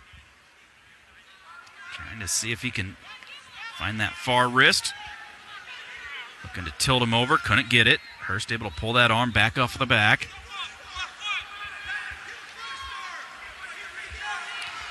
Comes out front, keeping that 2-on-1. They go out of bounds, head back to the center. No escape yet, as Kennedy still had that 2-on-1.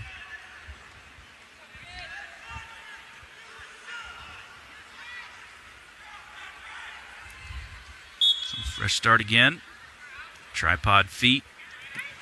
Kennedy trips him as he lets him out for the escape. It's right back in, snaps, front headlock, trying to find that cradle, runs him over, getting near falls. Doesn't really have the cradle locked in. He's just scooped the head and reaching back, grabbing the leg, trying to get those hips up onto the chest. Hurst able to fight off of it, but Kennedy with the 6-point move. 2 takedown, 4 near fall. Comes out front, lets him go again. Stuffing that head hard, taps, reaches, goes back to that low single, cuts across, gets the other ankle for the 2. 19-6. 15 seconds remain here in the second period. He's got almost 3 minutes of riding time.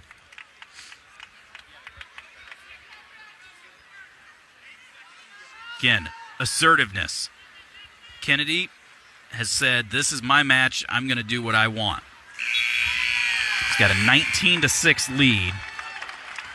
Mark Ironside, 13 second period points. That's what we talk about all the time. Build your lead in that second period.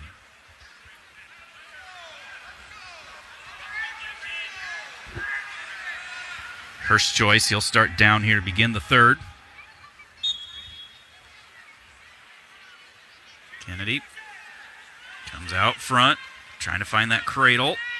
Almost got it locked in there. And he lost it. Elevates high and just pushes Hurst away for the escape. 19-7. Drops for the shot. Couldn't get it. Comes right back on that head heavy. On the edge. Snaps. Front headlock. Looking for the cradle again. He's head hunting right now. He's going to get his takedown. That's going to make it 21-7. They go out of bounds. Head back to the center. Now either ride him out, you get this heck fall with the riding time point.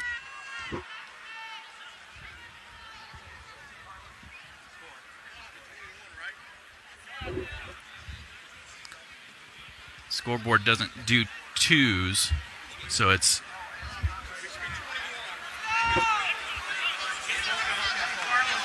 So the scoreboard in the corner only goes to 11.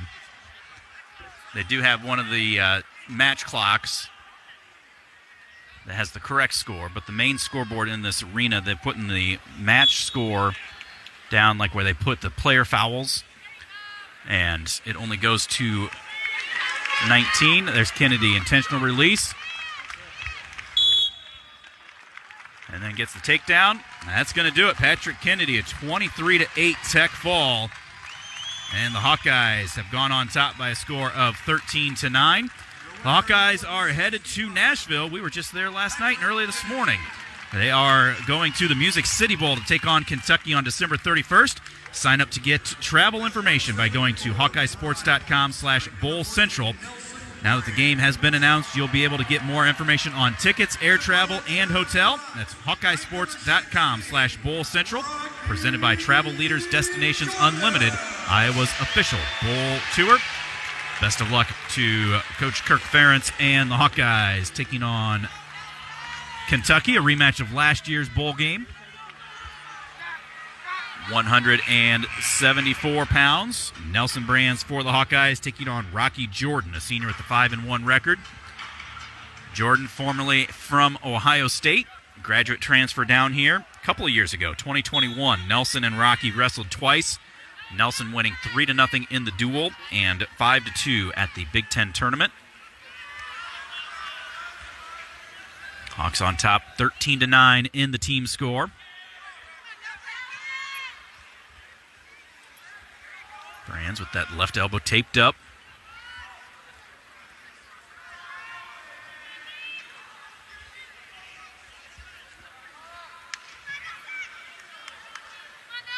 draping that left arm there. On an interview with him this week, he was talking how sometimes it took him a little while to find his offense. So last weekend he wanted to come out and just be aggressive. Love to see him do that again here today. Jordan, formidable opponent, but Nelson's been able to beat him, control him. Let's see if he can just find that offense and start to build, get that confidence that we know he's got, because Nelson's got phenomenal offensive arsenal. 1:50 to go here. First period, no score, 174 pounds. Nelson, left hand on the collar. Now takes a shot from a non-tie. Jordan able to keep those hips back, though.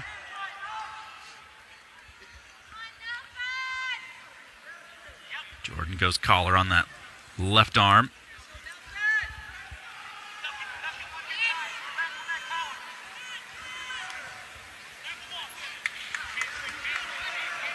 Guys really focused here on getting that positioning on their collar ties. Brands. Left hand hanging on at the back of the armpit. Pushes him away. A minute to go here.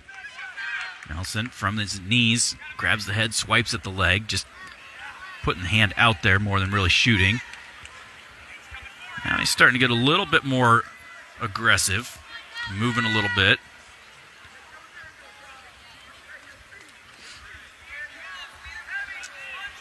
Nelson staying low as he comes back across.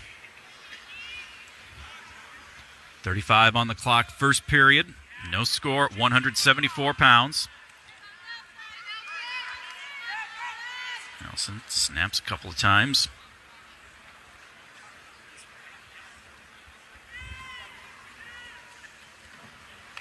Drops to a knee, but Jordan's just got good defense. That's where you got to use those hands, though, to create those angles and find those openings. It makes things a lot easier on yourself. Period comes to an end, no score.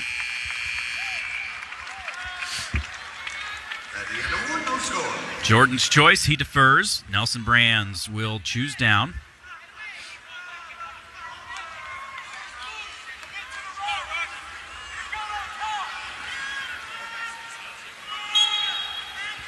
Nelson explodes up to his feet.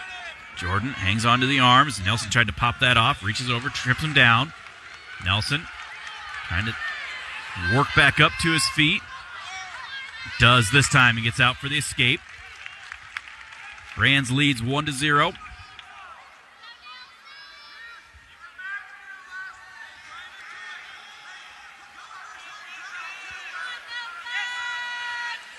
Back to where we were in this first period.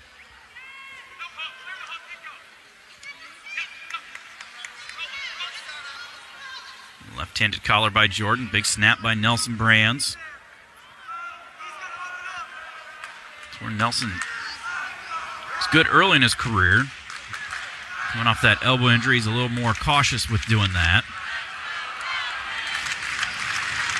Chant of "Let's Go Rocky" coming here through McKenzie Arena. 1 minute to go, second period. Nelson Brands for the Hawkeyes, a 1-0 lead at 174 pounds. Iowa on top, 13-9 in the team score.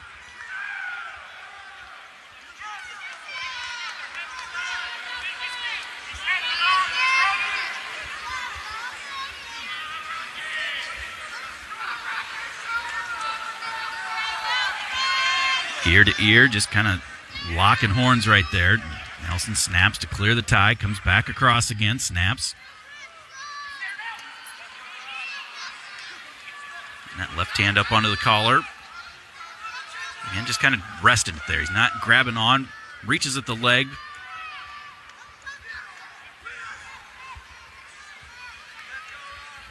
Ten seconds remain here in the second. There's Nelson. Ooh, got him. Rocky coming into him and dropped, but couldn't hang on to the leg. Period comes to an end. Nelson will take a 1-0 lead into the third. Jordan's choice, he'll start down.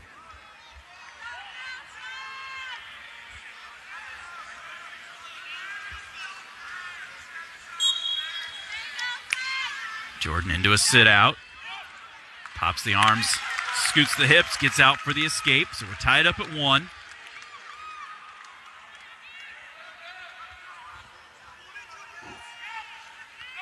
Nelson looking for an underhook, but Jordan clearing out of that.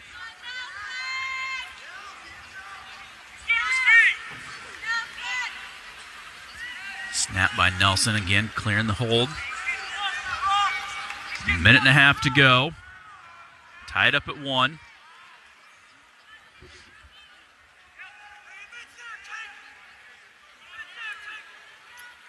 Another big snap. Nelson, reshot there by Jordan. Gets to the leg from a ways away. He was able to hang on to it. Nelson trying to stuff the head. Now Jordan gets it draped up over the back. Now he's got it sat down to a butt. Now trying to stack up, looking for that neutral danger position. Nelson hanging on here. Jordan trying to drive us through. Now Nelson almost be able to get back over, sit on that head. Now Jordan trying to sit back into us again. And Nelson Brand's in some trouble right here, trying to do the splits right on the edge. And he's going to get taken down. 40 seconds remain.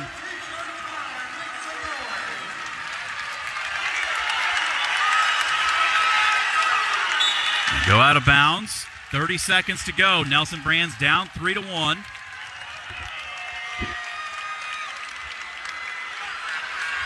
Now Nelson kind of holding that right knee a little bit. Kind of looked over and he said, I'm just going to have to gut this out. I'm going to have caution on Nelson for starting early.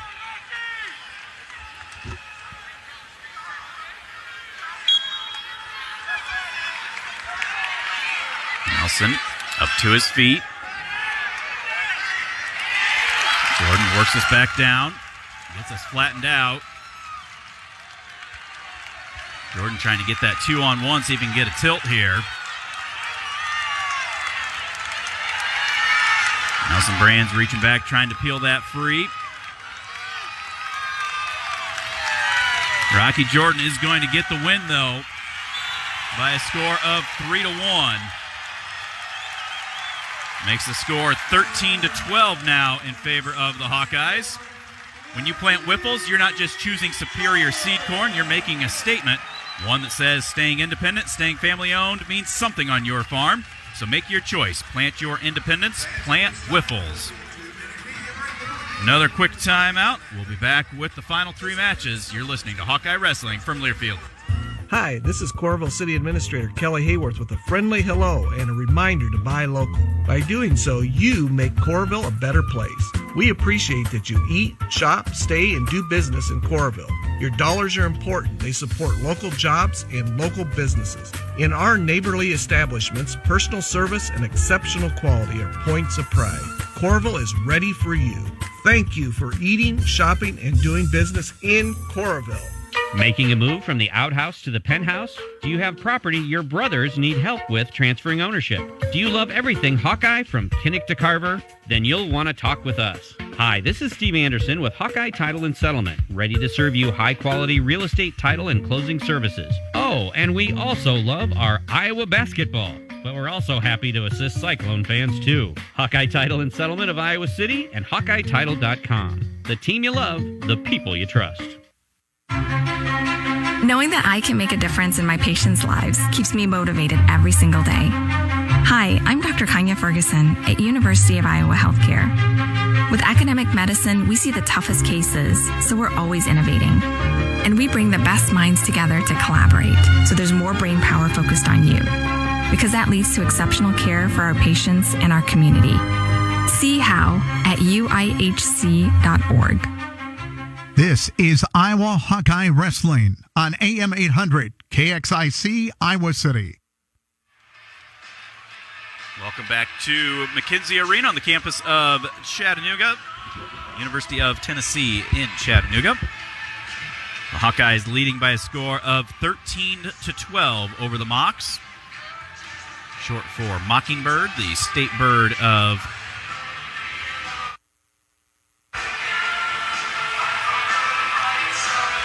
we get ready for 184 pounds. Number 8, Abe Assad for the Hawkeyes, taking on Matthew Waddle, a senior with a 3-1 record.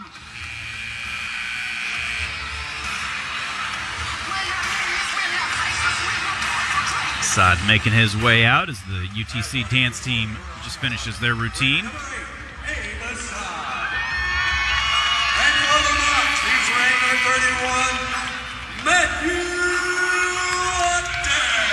Waddell for the Mocs. 3-1.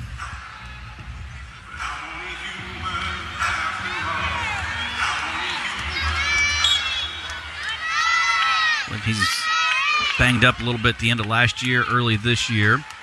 Coming across, throwing an underhook on Assad right away. Abe, though, clears out of that up into the collar tie. Now Abe goes back to an underhook of his own.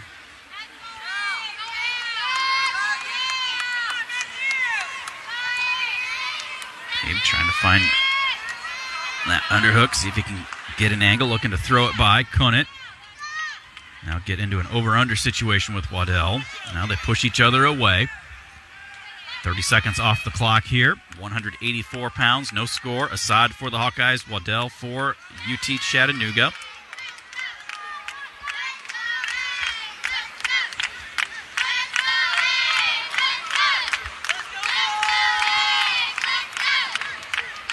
Assad, right hand up on that collar. They snap, clear out. Assad comes across, almost just gave up inside position on that collar, then drops for a shot. Waddell able to keep the hips back. Assad trying to circle up out. He's got his head caught underneath. Now he's able to clear.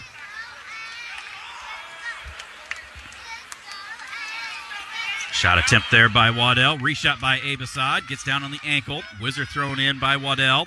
Abe shelving that leg, trying to get up higher, and is able to limp arm out and gets up over the hips for the 2 takedown. Waddell into a tripod right away. Abe around on the left side, trying to get that forward pressure, see if he can get him flattened back down. Now pulls him back down to a sit-out position. Waddell trying to get that hand controlled. Goes back into that tripod. Abe into that collar ride. Pulls him back down. Now chops that left arm. Gets him flattened down. Abe has shown at times in his career he can be tough on top. Love to see him do some of that as Waddell tries to roll right there. Abe stayed with him. Gets back into a tripod. Now up to their feet. Waddell reaches back over an overhook. And they slide out of bounds, head back to the center. 51 on the clock. 2-0 is the lead for Assad. 42 seconds towards riding time.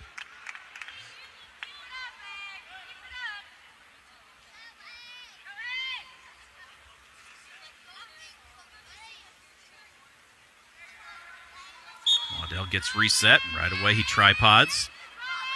Comes back over, reaches over with that overhook.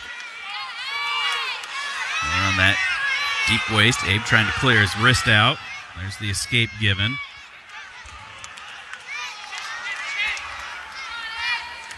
Agree with Coach Rochelle right there. Position didn't change, and you finally gave the escape. So either it was 5 seconds earlier or it wasn't. Nice snap into a low double right there by Abe Assad. Almost snapped the head all the way to the mat. And as soon as Waddell tried to stand up, he followed right back through and got both ankles and just dropped him right to his butt for the 2. 4-1 is the lead for Abe. Trying to finish the ride out here, not give up a quick point at the end, and he does. So that'll make it 4-1, 1:18 of riding time. Assad's choice. He's going to start down.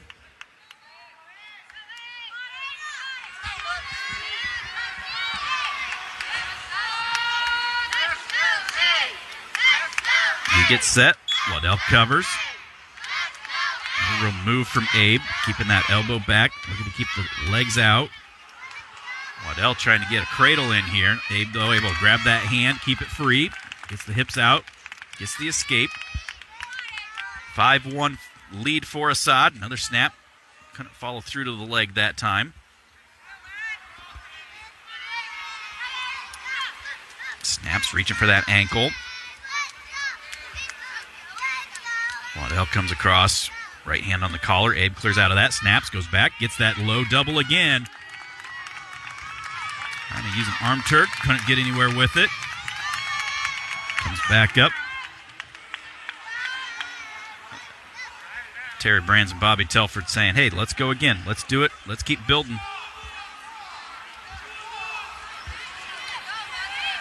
Shot from a ways away there by Waddell, and Abe Assad does a great job. Fakes left, fakes right, fakes left, fakes right, gets the takedown. Now looking for that far side cradle, but as he tried locking it in, he gave up his leg right there. Waddell just hanging on, basically wasting time as Abe was trying to cut him. Abe breaks that grip. And now he's going to come out front and cut him. 9-3 is the lead for Assad.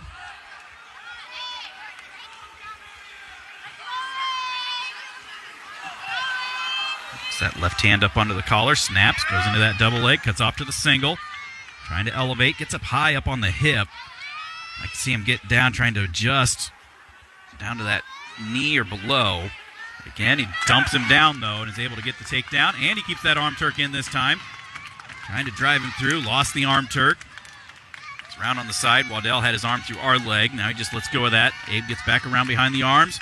Period comes to an end. 11-3 is the lead for Abe as we go to the third. Waddell's choice. It's going to start down. 11-3 lead for Assad. He's got 1:56 of riding time. Waddell gets set. Abe paced back and forth a couple of times while he was getting set. Now covers. Waddell into that tripod.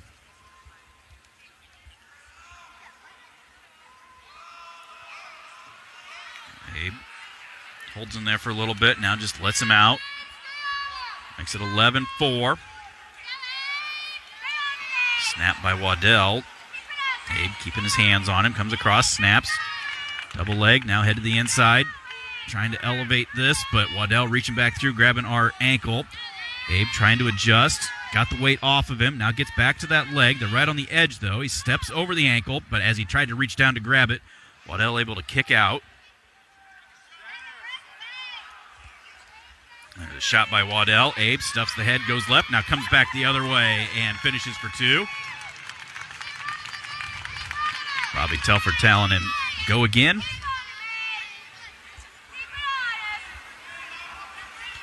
There's a tripod again by Waddell. Assad works him back down to his base. Just keeping that forward pressure. I like what Terry and Bobby were saying. Just get to your feet and work from there. But he hadn't really been able to keep him where he is now. He's finally gotten flattened out. 40 seconds remain here in the match. Assad leading 13-4. He's got riding time secured as well. It'll be over 3 minutes if he rides him out. They go out of bounds with 27 seconds to go.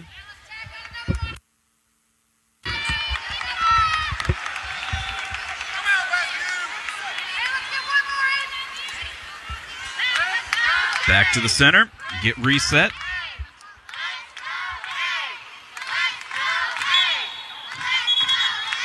Referee gonna, like he kind of double blew the whistle, so he stops it, says let's get a restart here. May have been a false start on Waddell from the bottom, but at this point, not too concerned by it. Assad looks content to try to ride him out here. Waddell trying to somersault. Abe lets him go and just drives those hips back down to the mat. And Abe Assad will get a point for riding time, and he will win by a score of 14-4. Puts the Hawkeyes on top 17-12. Iowa Style Apparel is your stop for all things Hawkeye. Get the latest looks for Hawk fans of all ages, including an expansive Hawkeye wrestling section. Shop online at iowastyleapparel.com or visit their store on Edgewood Road Southwest in Cedar Rapids. Iowa Style Apparel, your home for all things Hawkeye. Also home for your Wrestletown USA t-shirt and sweatshirt. Got mine in the bag, brought it along with me this weekend. Didn't need it when we got down here. It's 65 degrees, but may need it by the time we get back to Iowa City. Gonna feel a little bit cooler by the time we head back home. 197 pounds, 6th-ranked Jacob Warner for the Hawkeyes, taking on Jake Boyd, a senior with a 3-2 record. These two actually wrestled in 2019 at the Midlands, right before the COVID year. Boyd actually wrestling for Oklahoma at the time, and Warner winning by a score of 9-1.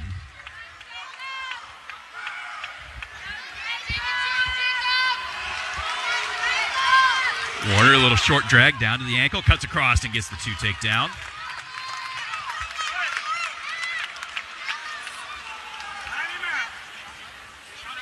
Boyd at his base. Warner reaching for a wrist one way or the other, trying to get forward pressure. Can't get anywhere, just intentionally releases him.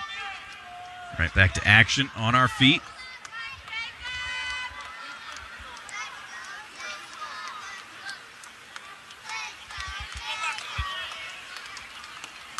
Warner throwing an underhook on the left side.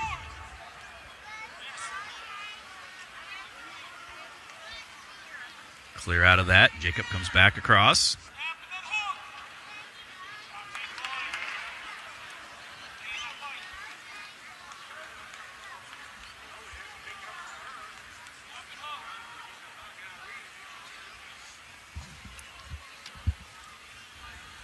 Each guy right-handed collar tie. Boyd on that underhook. Now Warner snaps him down to the mat, coming back across. Warner came out. Shot out of a cannon. Gave the intentional release. Kind of slowed things down a little bit. Getting caught up a little bit in this hand fighting. But see if he can get back. Find those openings. Shot from a non-tie, looking for that high crotch. Maybe took a finger to the eye, wipes that out. Comes back across here. A minute to go, first period. 2-1 is the lead for Warner. Hawks on top, 17-12.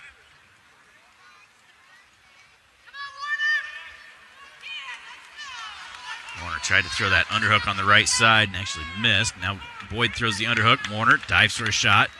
Actually fell to his hip, but was able to scramble back up before Boyd got back to him.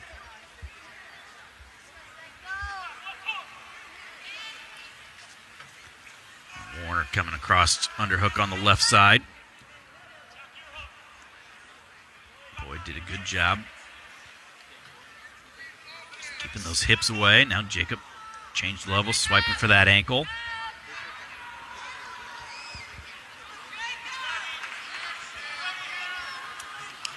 Warner taps the head, couldn't get through, comes back across. There's a stall call on Boyd. Now get into an over-under situation. Warner trying to adjust this himself, and they're going to go out of bounds. No points.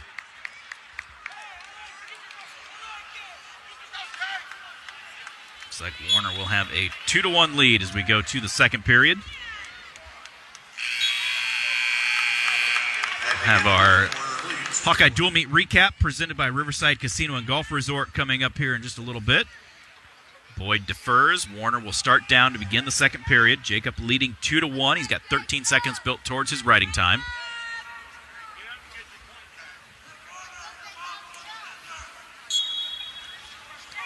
Warner right up to his feet, out for the escape.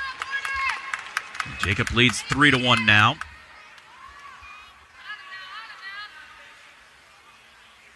Boyd leading that left leg real heavy.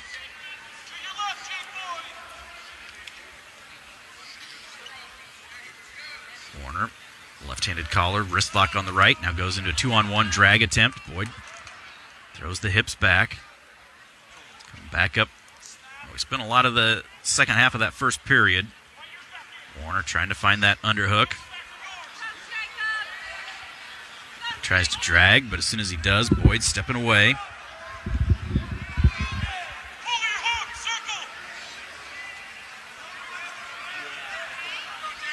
Snap by Warner to clear the tie. Coming back across. Taps the head. Fakes at the leg.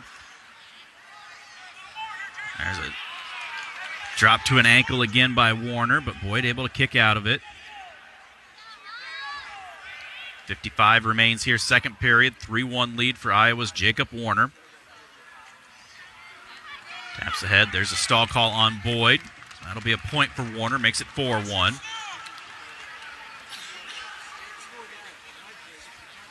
Warner, right-handed collar, left-handed underhook. Drops to a knee, reaching for the ankle. Couldn't get there. Snap, trying to reach for that ankle, but Boyd clears out.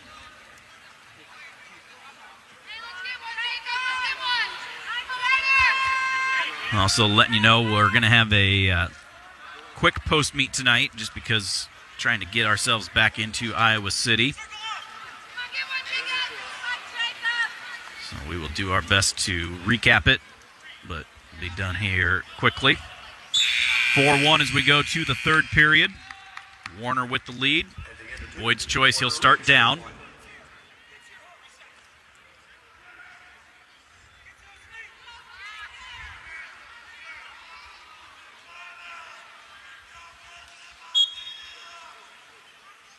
Boyd, no real move, just stays at his base. Jacob comes around to the right side, goes into that claw ride, now tries to roll him all the way through, looking for some near falls. Got a 1 count, got a 2 count, got a 3 count, got a 4 count.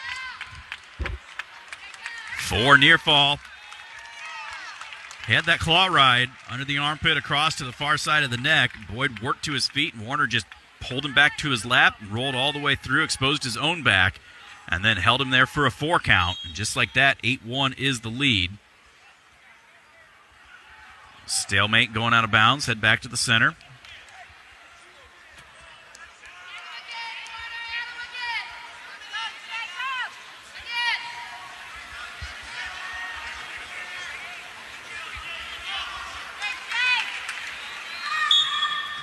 Boyd this time into a tripod. Drops back to a knee. Now back up that tripod. Jacob pulls him back, sit out, drives him forward. Reaching across to that far arm, trying to pull those triceps. Now working for a near wrist, looking for a far wrist. Boyd just basing out right now.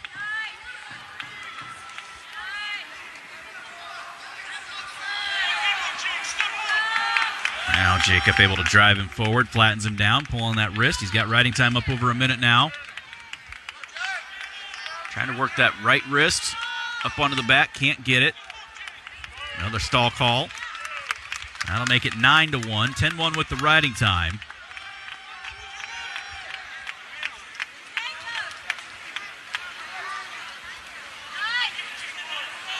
Boyd, head down on the mat, butt up in the air, staying at his base. Warner, good forward pressure. 30 seconds to go here in the match. Warner comes back behind the arms, hums over to the left side. Trying to drive him forward. Boyd into a sit-out.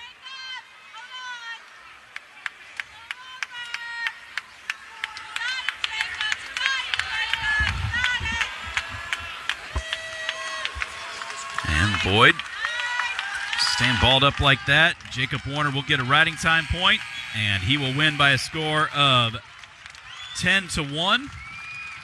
Hawks go up by a score of 21-12. Some words. Could I have your attention, please? Tonight's attendance, 2,700. Between the two at the end. A little over 2,700 in attendance here tonight. And now the heavyweights. Ranked number 3 for Iowa, Tony Cassiope. That'll move us to the heavyweights. Tony Cassiope for the Hawkeyes, taking on Logan Andrew, a sophomore with a 1-5 record.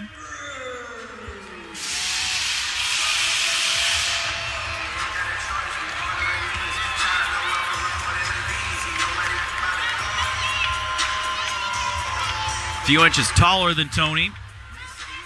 Pretty slender. Good athletic build here for Andrew.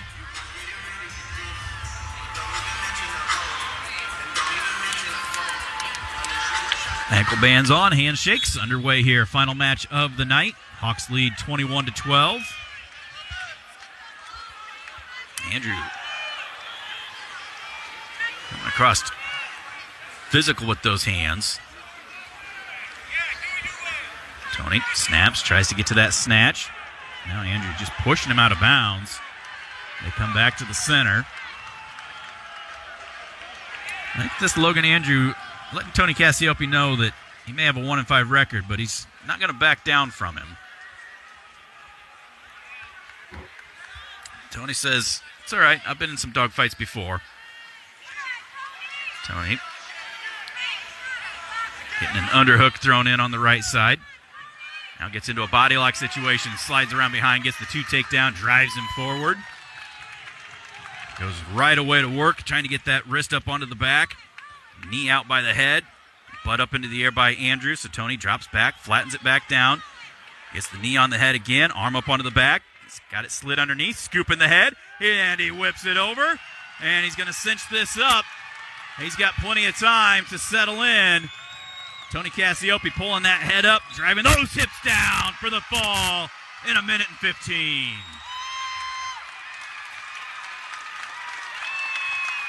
27-12, the final score. Hawks with the win.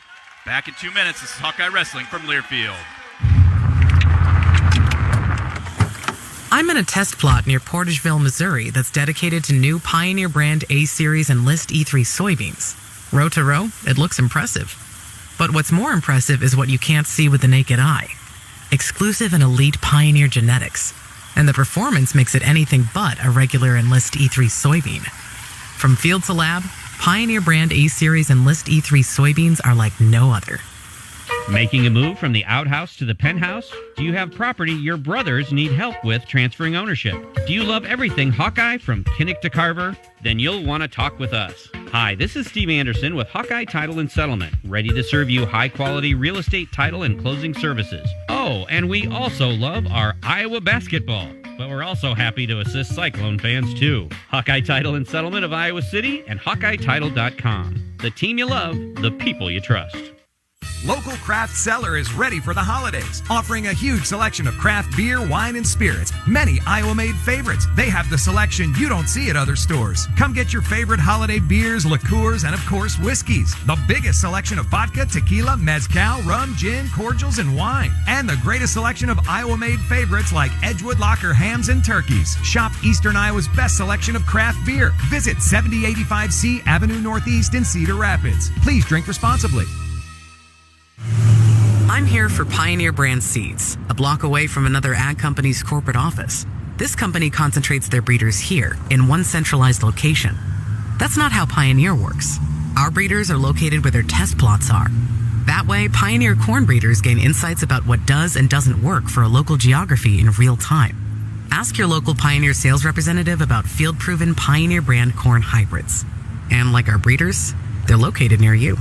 This is Iowa Hawkeye Wrestling on AM 800 KXIC Iowa City. Back at McKenzie Arena, 27-12, is the final score. The Hawkeyes with the win here today. Hard-fought win, and we knew that Chattanooga was going to be ready. Hawks had some things they could do a little better, but in the end, come away with the team victory. Your dual meet recap presented by Riverside Casino and Golf Resort. Started at 125 pounds. Charles Matthews dropping a 1-0 decision. Colin Schriever losing in 3-1 sudden victory loss. That makes the score 6-0 in favor of the Mocs. The Hawks come back, though. A tech fall in the first period by Real Woods makes it 6-5. Joel Jesaroga, gets his first varsity action. The true freshman losing a 2-2 ultimate tiebreaker. Hawks down 9-5 at that point. Kobe Siebrecht, a 6-2 win to take us into the break, makes it 9-8. Patrick Kennedy, 23-8 technical fall. Nelson Brands gets taken down in the third, loses by a score of 3-1, 13-12 at that point. And then the Hawks close out with bonus points for the final three. Abe Assad, 14-4. Jacob Warner, 10-1. Tony Cassiope, the fall in 1:15. 27-12, the final score. The Hawkeyes in front of just over 2,700 people here in Chattanooga. That's your Hawkeye Dual Meet recap presented by Riverside Casino and Golf Resort, home of the Draft Day Sports Lounge, a luxury hotel and spa, 5 restaurants, and more just minutes south of Iowa City. Another quick timeout. We'll be back to wrap things up from Tennessee. This is Hawkeye Wrestling from Learfield. Local Craft Cellar is open for your game day needs, offering a huge selection of craft beer, wine, and spirits, many Iowa-made favorites. They have the stuff you won't find anywhere else. Carrying one of the best selections of local craft beer in all of Iowa, including those difficult-to-find selections from Pulpit Rock and Dimensional Brewing. Shop Eastern Iowa's best selection of craft beer. Visit 7085C Avenue Northeast in Cedar Rapids. Please drink responsibly. We're all looking for ways to fight inflation. Choosing Monica's can help. Their portions are big, so you can share your meal with someone in your group and still get plenty. Or just take your leftovers home for a free meal tomorrow. Also, you can always order off the specials menu. Every day there are 2 items on special. And always take advantage of free bread and soft drink refills and happy hour on weekdays. Monica's, a great way to fight inflation.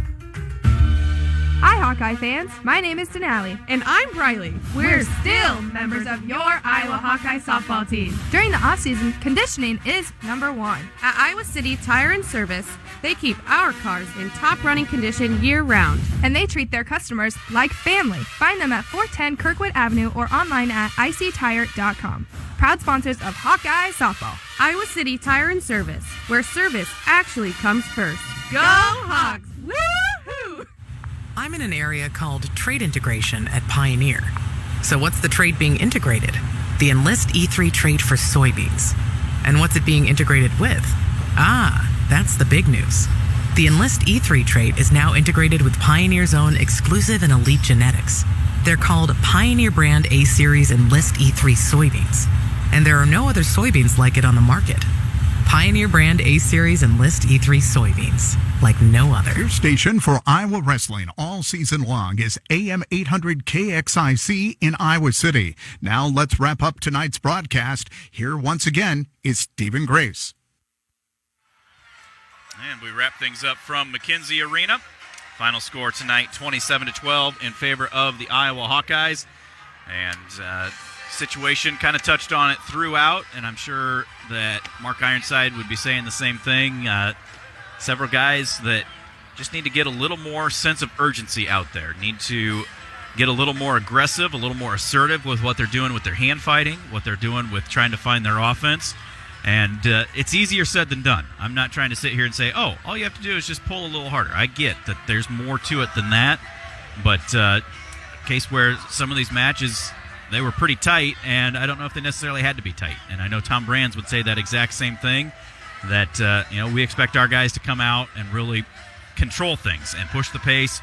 We saw that last week against Iowa State. Several of the matches we lost, we let Iowa State kind of dictate things. We saw that a little bit here tonight as well. We didn't really want them to not wrestle us, and allowed it to stay close and came up short in several of those matches. Still got the win as a team, but it's something you're looking long-range goals here, looking to build. And we've got a big opportunity coming up at the end of this month. We're going to have the Soldier Salute taking place at the Extreme Arena. Last I checked, right now, Extreme Arena, Team USA men's freestyle had an 8-0 lead on Georgia in their second matchup of pool play for the World Cup. So best of luck to them as they keep things rolling down there. But, we're going to be heading to Extreme Arena later this month. And then after that, you're looking at 1 or 2 duels per week leading up into March. So there's no rest for the weary. It's going to be hot and heavy coming in, fast and furious, however you want to say it. So the Hawks going to have to be getting things clicking a little bit quicker here at some of these weight classes, and always looking to improve and get better, look for some opportunities that you can grow from each and every opportunity. But all said and done, the Hawks come away with the win here tonight by a score of 27-12. Again, we're wrapping up pretty quick tonight. We got to get loaded up and try to get onto a plane to make our way back up to Iowa City. So that is going to do it here. Again, 2,700 fans see the Hawkeyes get the 27-12 victory over the Mocs of Tennessee Chattanooga. We will talk to you again in a few weeks as we will be coming to you live from the Soldier Salute, and look forward to doing that. But have a very happy holiday season, and make sure you go out, shop local, and support your local retailers if you're looking for those gifts. And remember the reason for the season, to spend love and family time together. So take care of that, and we'll be talking to you on the 29th from Coralville for the Soldier Salute. Until then, this is Stephen Grace. Hawks move to 7-0, 27-12 over UT Chattanooga here tonight. This has been Hawkeye Wrestling from Learfield. On the Hawkeye Sports Network from Learfield, you've been listening to Hawkeye Wrestling.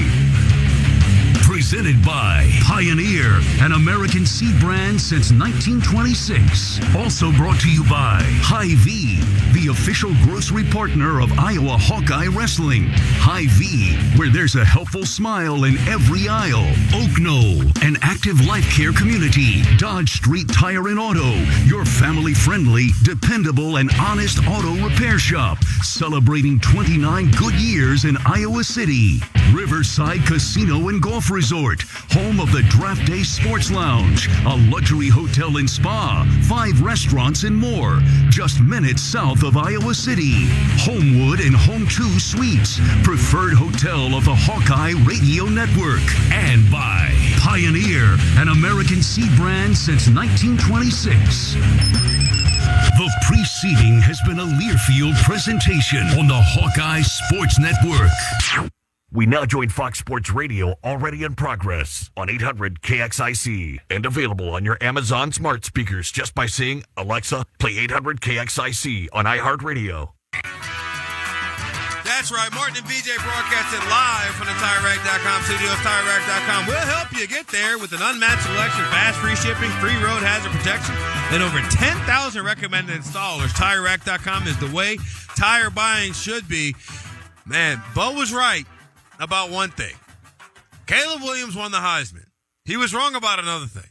This suit is not all that. This suit is not all that at all. Blasphemous. Congratulations to Caleb Williams becoming the 8th member of the University of Southern California football program to go ahead and win that Heisman. Lincoln Riley got his 3rd quarterback Heisman in 10 years, 5 years, 6 years, however long it's been. Him, Hurts, Mayfield, and then a 4th with Murray too. Yeah. So there you go. So Lincoln Riley running college football at the moment. USC atop of the Heisman. Caleb Williams, good for him. But again, this suit is an Adidas Gucci mix that looks like Burberry. I don't like it. Look, first of all, erroneous. Okay, erroneous on all charges. I like the suit.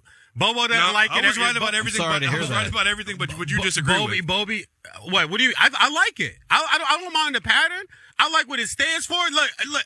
Bo sent Martin and I really funny text about 2 weeks ago. He's like, Caleb's Heisman suit is going to be legendary, which was basically him telling us, listen, Caleb's got this is locked up. He's got to have the great suit on.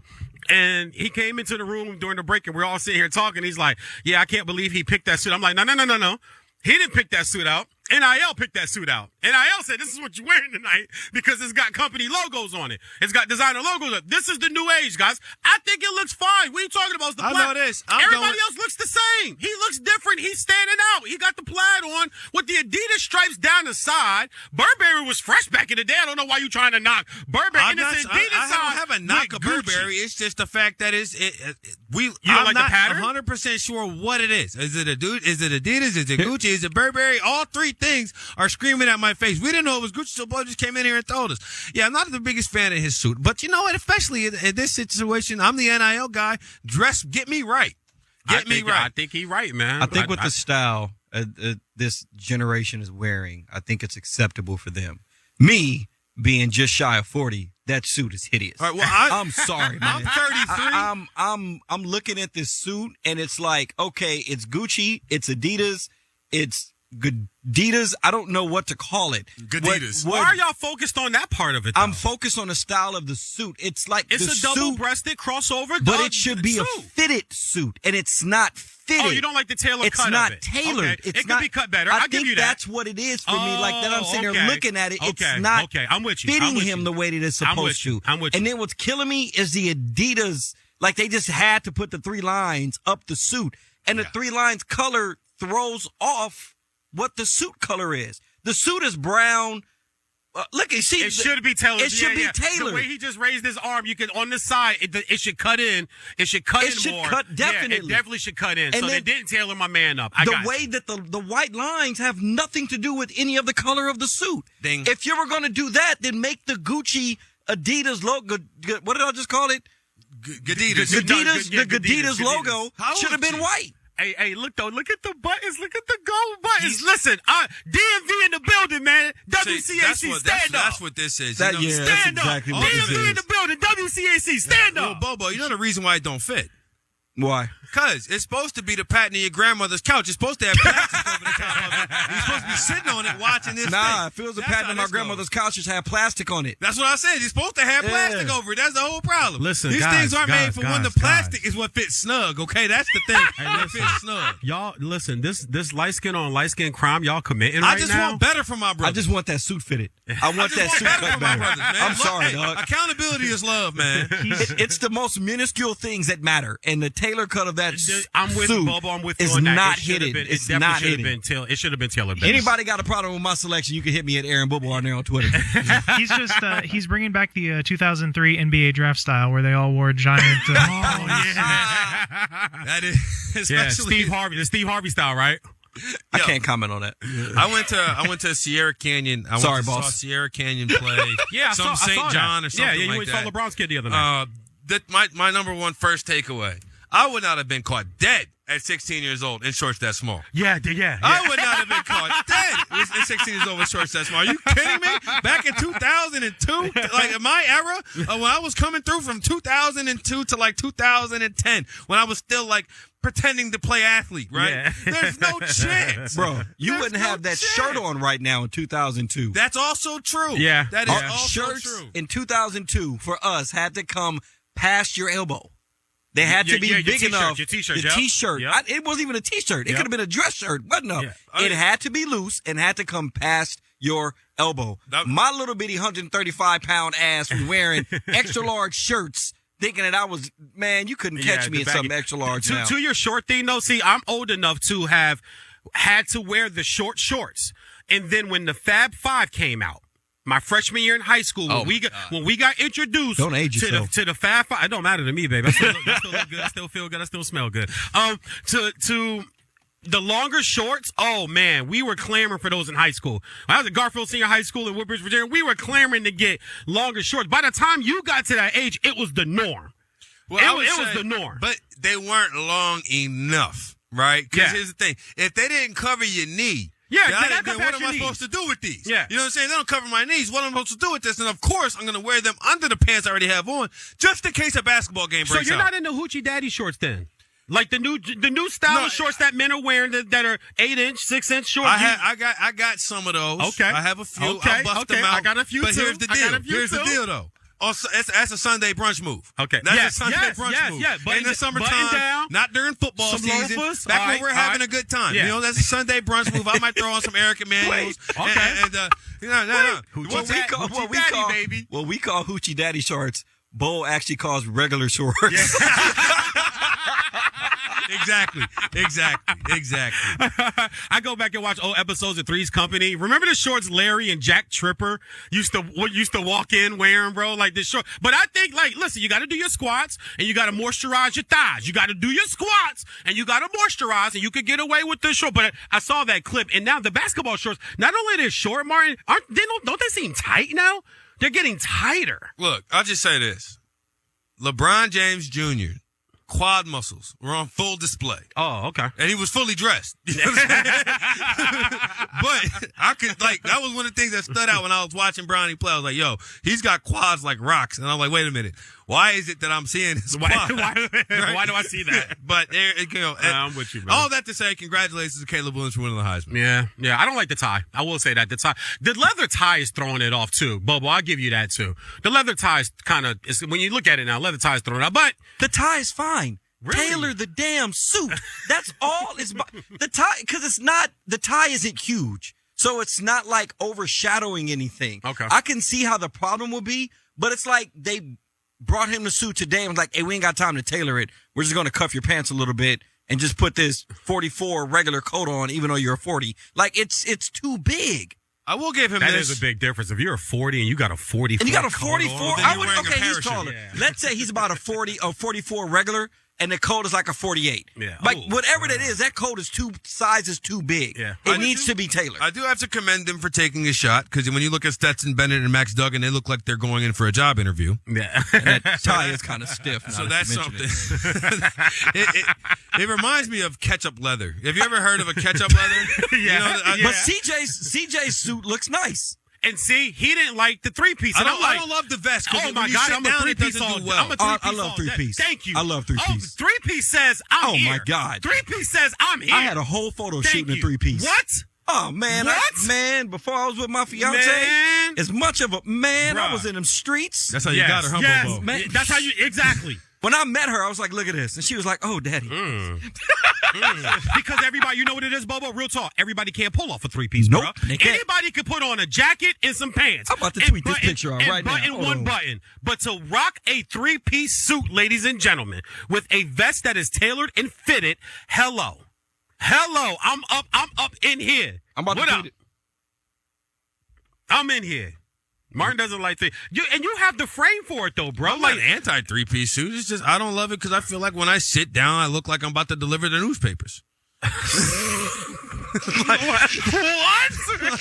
Feel like I need to have a Samuel L. Jackson that facing to the front, and then like I'm in that's just how I feel. Like I do find myself fidgety when I do sit down. Yeah, when I do sit down, I do find myself trying to sit more upright, and you pull on the bottom because if it does bunch, you do look like a pile of laundry in the corner.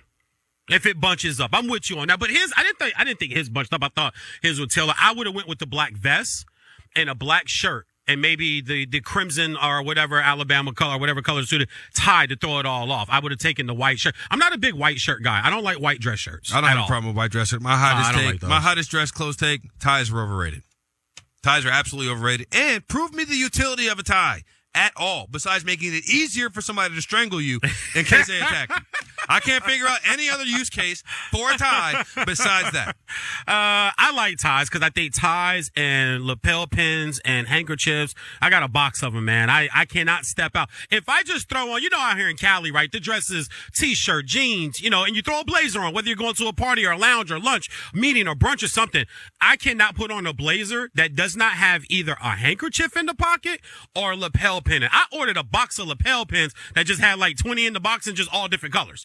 Just so I always have a color to go with to offset the t-shirt or offset the fitted or the fedora that you're rocking or the Kango or whatever like that. That's my, that's my style. That's how I dress. I love, all that addition, which is weird. I don't see any of these guys with a lapel pin on or handkerchiefs. Like nobody. I'm looking right now. Who's got one on? Well, Caleb didn't get the NIL deal in time for his pocket square, but yeah, they didn't tailor that. Now you can really see it. They didn't tailor that. I'll tweet this out at Martin Weiss. I'll tweet out pictures of all of these, I say uniform, all these suits that we're talking about. Is that bell bottoms kind of sort of too? The suit, the pants, is that, maybe it's the style. You know what, I'm liking this less and less. You know what, Bobo, as I look at it though, I think this was purposely the style. It was purposely ugly. Yeah.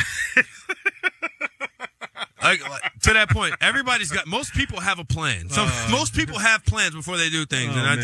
This one wasn't it for me. Congrats to this kid. You know what? This is why Blake Corum needed to be up there. That's why. That's why. If for no other reason, to put somebody fresh on the doggone panel. He'd have been fresh. That's what I'm talking about. Yeah, Blake, I've seen him in suits walking in the games and stuff sometimes when they all put the suit on, or sometimes they have the sweatsuit on, but sometimes they wear the dress suit. And I've seen Blake Corum walk in some games. I'm like, yeah, brother, that's how you show up to work. Right there. But there. I know this. What's up, baby? If I was 14, 15 years old with a rocket arm, yeah, I'm doing everything I can to get next to Lincoln Riley. Of course. I knew everything I can to get next to Lincoln Riley, bro. Because he will lead you to the promised land. Well, Malachi Nelson is next. Believe that. And I saw him play high school. He's pretty good. Yeah. That's right. You did. You went to the playoff game. You went did to Los Alamitos versus Long Beach Poly. I'll tell you this, Mekhi Lemon was more impressive. But like I said, you like that kid a lot. If I got a rocket arm, I'm finding Lincoln Riley. Coming up next, we're talking to Daniel Snyder and the Washington Commanders /football team /name we can't say anymore saga continues. Fox Sports Radio. The holidays are here, and that means a whole lot to do. Let the drama begin. So check off that holiday list with us. I want to say there is plenty of room on the bandwagon. Shop with us. Cook with us. You can find them in the frozen section. Laugh with us. Happy holidays from Fox Sports Radio. Main wreckage on the south side of the tracks. Report of male driver late 20s, severe injuries. Copy that. Can you see the vehicle? No, it's way up there. I heard a witness say the stop arm was down, but he tried to beat the train anyway. Too many drivers are killed crossing railroad tracks, even though they know a train is approaching. What they don't know is, even after it breaks, a train can take up to a mile to stop. Requesting ambulance stretcher to shuttle crash victim back to the road. Copy. Stop. Trains can't. Paid for by NHTSA. Get in zone, AutoZone. Welcome to AutoZone. Thinking about gas mileage? If your check engine light is on, it may be affecting your MPGs, but the free AutoZone Fix Finder service can help. With the most complete free warning light report backed by technician-verified fixes, you'll know what's affecting your gas mileage and more. And you don't have to drive too far to find the fix. The free AutoZone Fix Finder service is available at all 6,200 stores. Get in zone, AutoZone. See details at AutoZone.com. When you open up a Mercedes-Benz Sprinter van, you're opening up more than just doors. You're unlocking potential. The potential to do your own thing. Be your own boss. Steer your own success. Blaze your own trail. Each and every Sprinter van built, designed, and equipped to let you hit the open road and take on any goal that you set. To help you follow your own passions, reawaken that spirit of adventure, and check all those big, bold, fun, and exciting experiences off your bucket list. Owning a Mercedes-Benz Sprinter van lets you live, work, and play out your dreams, no matter how far off the beaten path they take you. 16 body types, your choice of a gas or diesel engine. Thousands of ways to customize, now available in all-wheel drive. A Sprinter van is capable and versatile enough to help drive your ambitions wherever they may take you. Now is the time to discover what it is that moves you the most. Don't wait. Unlock that potential inside a Mercedes-Benz Sprinter. There's a clear path to $2,000 for gold and $25 for silver, according to Bank of America. And Noble Gold Investments has all the details. Bank of America states the growth will continue throughout 2023. They see gold prices remaining elevated with an average price of $2,086 an ounce. Well, it looks like they're right. And it's time to open a gold IRA with Noble Gold Investments. At the beginning of December, gold crossed $1,800 and is still going. If this year has taught us anything, it's that tangible assets are the only assets you can count on, like gold. Crypto keeps on tanking. Stocks are too volatile. Gold is steady. So what are you waiting for? Thousands of people have started making a move towards a secure retirement. Join them by opening a gold IRA or silver IRA with Noble Gold Investments. If you get in before the end of this month, you'll bag an incredible free 3-ounce silver American Virtue coin with every qualified IRA of $20,000 or above. You can't go wrong with Noble Gold Investments and their thousands of 5-star reviews. I wanted to know why some people who get COVID-19 get it so bad. I found out it may be because they have a high risk factor, such as heart disease, diabetes, being overweight, smoking, and asthma. Even if symptoms feel mild, these factors can increase your risk of COVID-19 turning severe. So if you're at high risk and test positive, there are things you can do, like asking your healthcare provider if an authorized oral treatment is right for you. Learn about an option at treatcovid19.com. This message is sponsored by Pfizer. If you manage a business, you know how important it is to continually find new customers and new ways to save money. Here at iHeartMedia, we can help with both. We reach more consumers in your area than anyone else, and we can give you access to those potential customers more cost-effectively than anyone else across radio, digital, podcasting, OTT, and social. We'd love to show you how iHeartMedia can work for you. So contact us at iHeartAdvertising.com. That's iHeartAdvertising.com. Hawkeye basketball season is here, and there's just one place where you can get caught up every week, right here on your home of the Hawks. I'm Doug Wagner, and this Sunday at 11 a.m., join former Hawkeye hoop star James Moses and me for the Al Torfer-CAD Hoops Hawkeye Huddle. We'll look back at the week in review for both the men's and women's teams, take a look at their next opponents, and wrap up the conference action as well. The Al Torfer-CAD Hoops Hawkeye Huddle, Sunday at 11 a.m. on your home of the Hawks, News Radio 600 WMT and AM 800 KXIC. Whether you're in the mood for your favorite radio station or getting lost inside a hit podcast, the iHeartRadio app gives you access to what you want to hear when you want to hear it. Download the free iHeartRadio app for all your music, radio, and podcasts. iHeartRadio.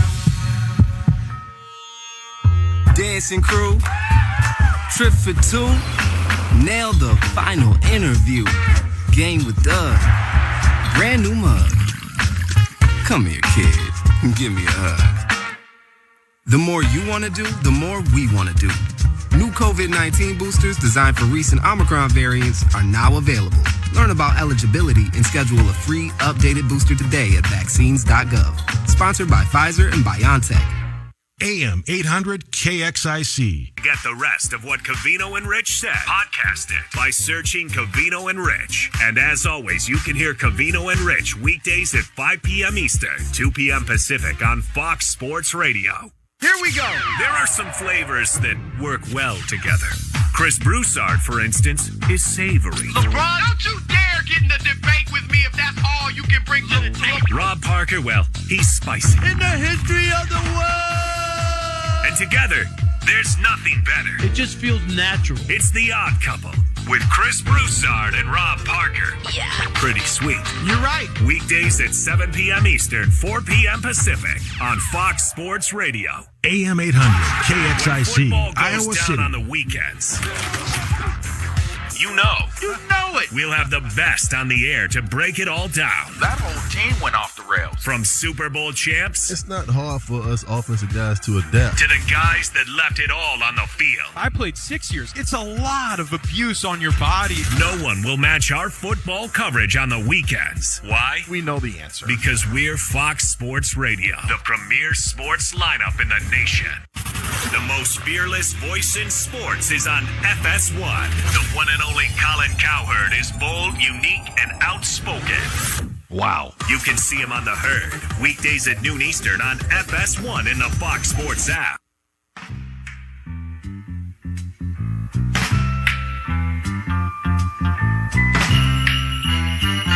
Martin and BJ coming to you live from the TireRack.com studios. Welcome to the Fox Sports Radio tailgate presented by the Big Green Egg. Nothing beats the flavor of live fire cooking on a Big Green Egg. It's the most versatile grill that you'll ever own. Backed by a lifetime warranty. Roll with the best. Shop online for free delivery at thebiggreenegg.com. Lifetime warranty, free home delivery, biggreenegg.com. BJ, we got to go in the Wayback Machine real quick. Let's do it.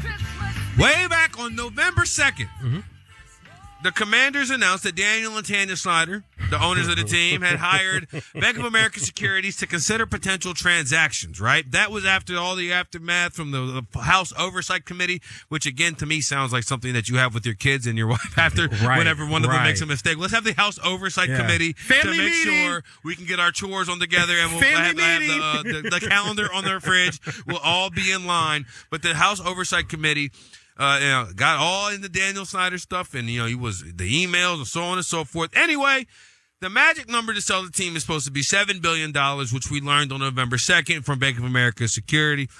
They'd like to close the deal. Again, this is all back from November 2nd in March 2023, and that Jeff Bezos, the founder of Amazon, is interested in buying the team. Now, since then, there really hasn't been much conversation about it. Save a November 17th story that said some of the resources belonging to Bezos could scare away some of the other people who may get into the business. Now, one source to Pro Football Talk, right? So I'm reading from Pro Football Talk's reporting. It says one source with extensive knowledge of Daniel Snyder's 23-year ownership with the team expressed concern that Snyder might not sell at all. The same source agreed with our recent suspicion that Snyder may have simply announced his intention to sell in order to smoke Bezos out as being interested, so that Snyder could then claim this entire, quote, spear campaign is about forcing him to sell to Jeff Bezos. Now, I raise you that with Jerry Jones just a day ago. He's been in the news all over the place. Always. Blasting a report from the House saying it was biased and stupid. Good old Jerry. Now, you may remember when we did this topic when it first happened, way back when, I was like, well, what if he just doesn't sell the team? Yeah. What are they going to do? Yep. You literally can't make him do it. Now, you can embarrass him and you can shame him and you can drag him through the mud and so on and so forth. But that is considering that the man don't like to get dirty and like to roll around. Yeah. Okay? Yeah. Now, if you're dealing with somebody like to get dirty and roll around, dragging through the mud don't have the same impact. Sure don't. If he want to get dirty, if you want to drag me through the mud, homie, here, I got a rope too. Listen, I'm going to be honest with y'all. You know where I hope this really goes? I hope this really goes to a tell-all, because there's also a report this week that Daniel Snyder is the one who leaked the John Gruden emails because of some type of beef between him and the Raiders organization, or some type of argument that happened at a meeting or what happened. Like, he is that guy. And listen, he's known for one thing, people. Nobody knows what Daniel Snyder is, but just the Washington Commanders owner. That's it. That's what he's known for. Well, and before then, he was known for, I'm not changing the name. Thank you. Like, that's all you've been known for. Like Arthur Blank, right? The Home Depot guy. Before he took over and started owning the Atlanta Falcons. Like, there's owners that they're known for something else. They come from somewhere else. This is all he has. This is who he is. And I've seen the man at eye level, face to face. He's a little guy, guys. Like, seriously, he's a little guy. He's got little man complex. And I see a rich, super rich billionaire kicking. He is going to go out kicking and screaming and straight Nino Brown in the courtroom. Y'all remember that scene from New Jack City? If I'm going down, I'm taking a whole lot of other brothers down with me. I'm not going down by myself. I hope that's where this goes. I don't care about the sale. I don't care about any of this other stuff.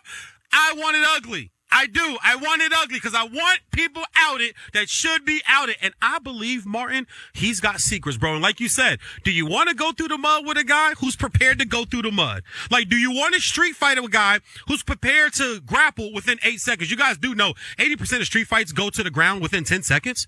So if you don't grapple, you're in trouble against a grappler.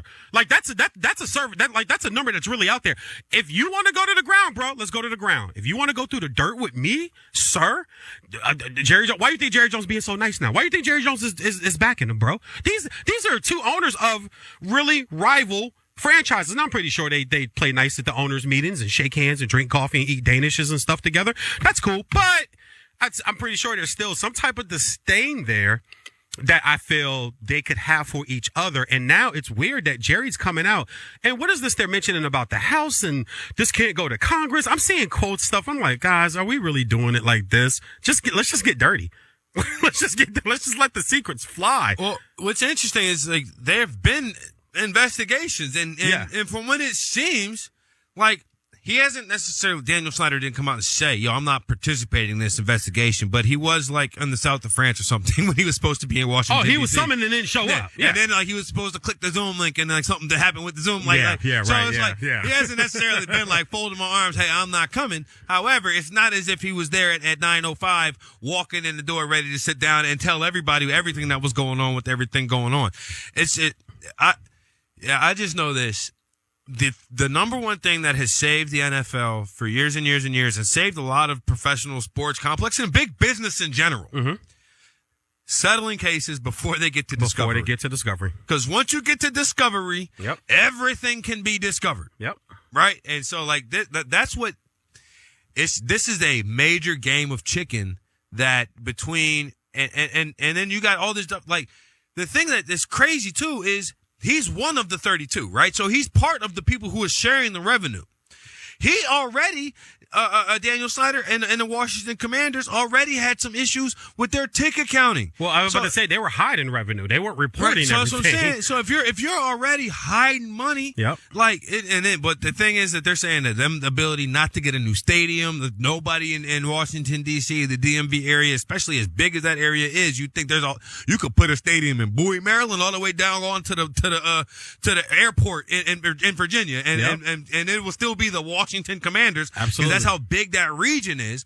But nobody in that region is going to give Daniel Snyder another opportunity to build another stadium. No, they want him gone. Plus, he had all this stuff with the workplace environment. You had all that stuff come out, and rightfully so. If those findings were put out there for everybody to see the way that women were treated there, the sexual harassment, and that he actually encouraged it, participated in it, and pushed for it. Like, it was, to him, it was like, hey, if you want to be here, this is what it is. Like, people don't realize in business in America, not just sports, that's how a lot of stuff goes down, ladies and gentlemen. I know it's a very uncomfortable truth, but I live in uncomfortable truth because, as I always tell you guys on the air, don't try to get me to think I live in a society that I don't live in. I know what world I live in. I know what society I live in. So Daniel Snyder's one of those guys. Like our great colleague here, LeVar Aronson, has spoke on it. You had RG3 tried to go, and now there's a tell-all he wants to talk about. Like, there's stuff that's gone on there that people are like, listen, either I tried to tell you or, I want to tell my story now.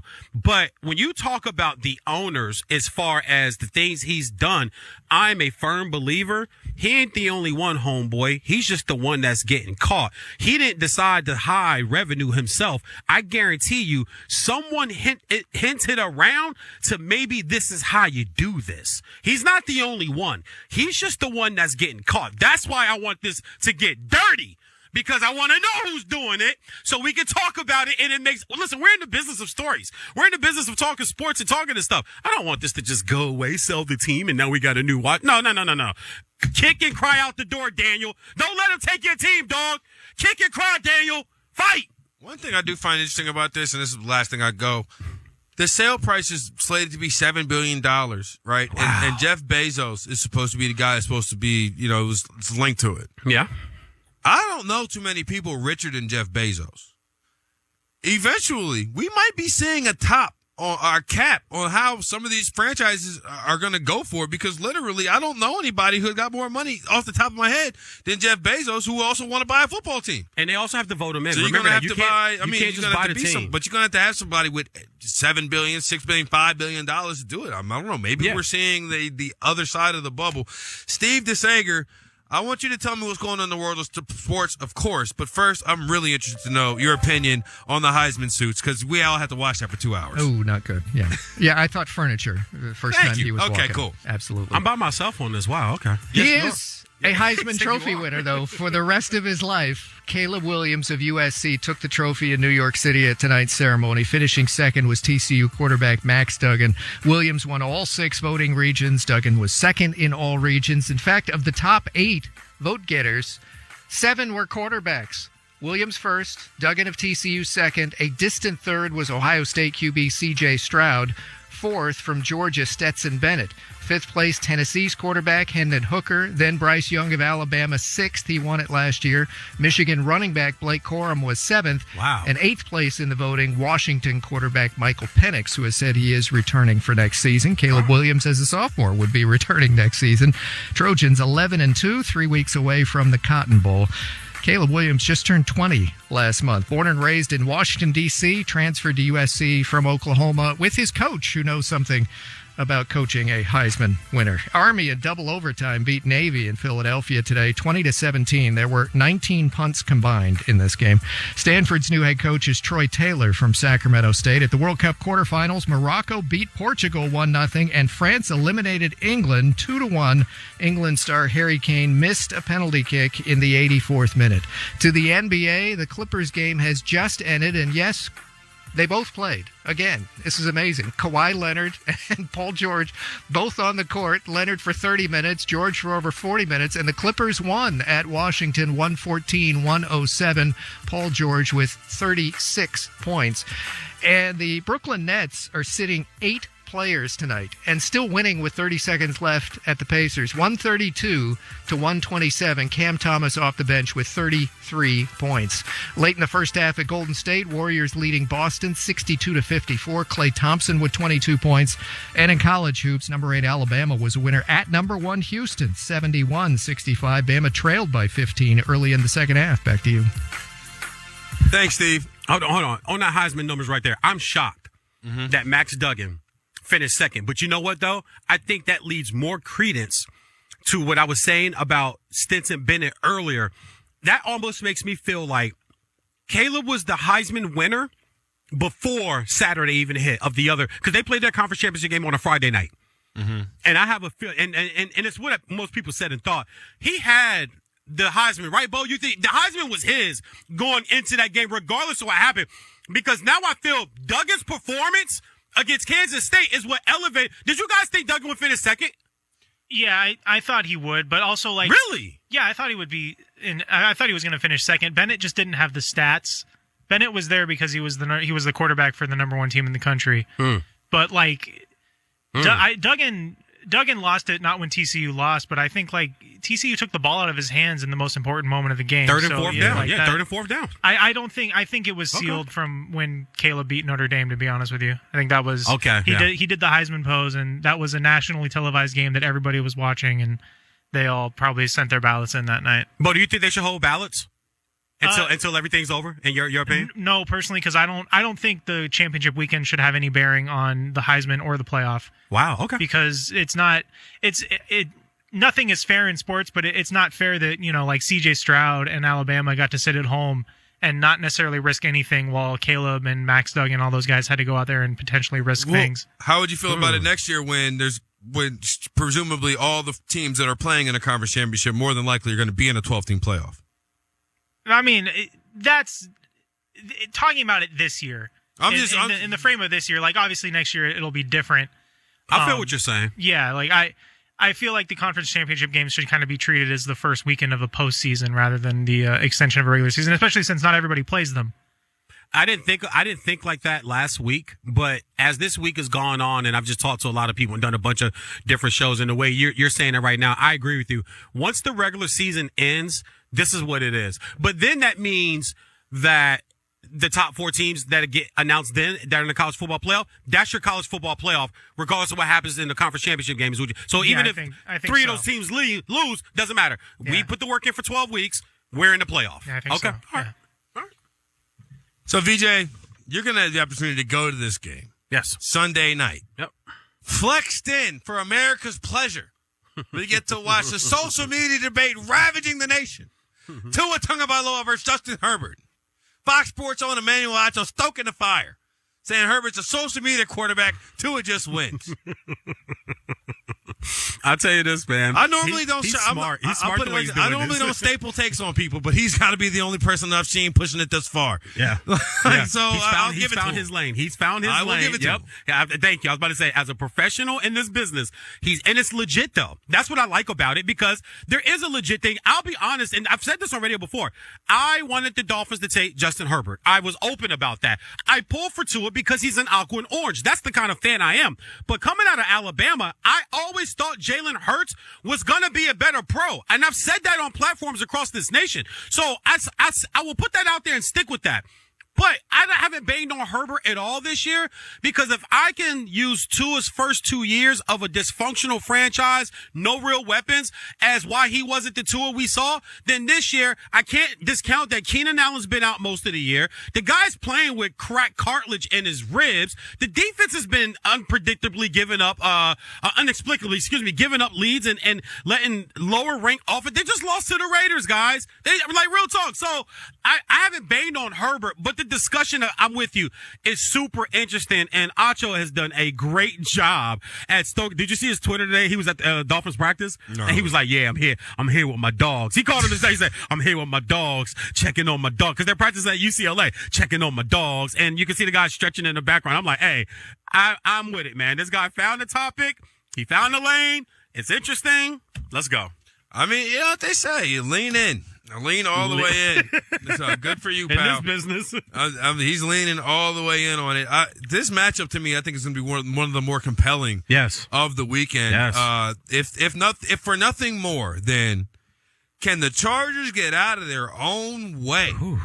Because, Lord have mercy, that's the reason why so many people are so high on Justin Herbert, is it looks like everything else is going wrong. Like, you know what I'm saying? The defense can't stop us. So, like you said, he's playing with cracked cartilage in his ribs. Well, the game that happened, he damn near won it. Yep. You know what I'm saying? So that's serious, yeah. So it's a lot of that's going on. You see Justin Herbert doing these things that feel like my man with the world on his back, and he's just trying to take 3-4 steps. Yeah, get on my shoulders. So that, to me, is going to be the thing. Brandon Staley is the number one double A's in the NFL behind Cliff Kingsbury sometimes. It really feels to me, it's like as he struggles to make the decisions, right? It's like, are we going to go for it here? Are we not going to go for it here? You told me last season you're going to be a team that goes for it, a team that's aggressive. Why? Because he told me he had the best player on the field in Justin Herbert, number 10, every single snap. So he told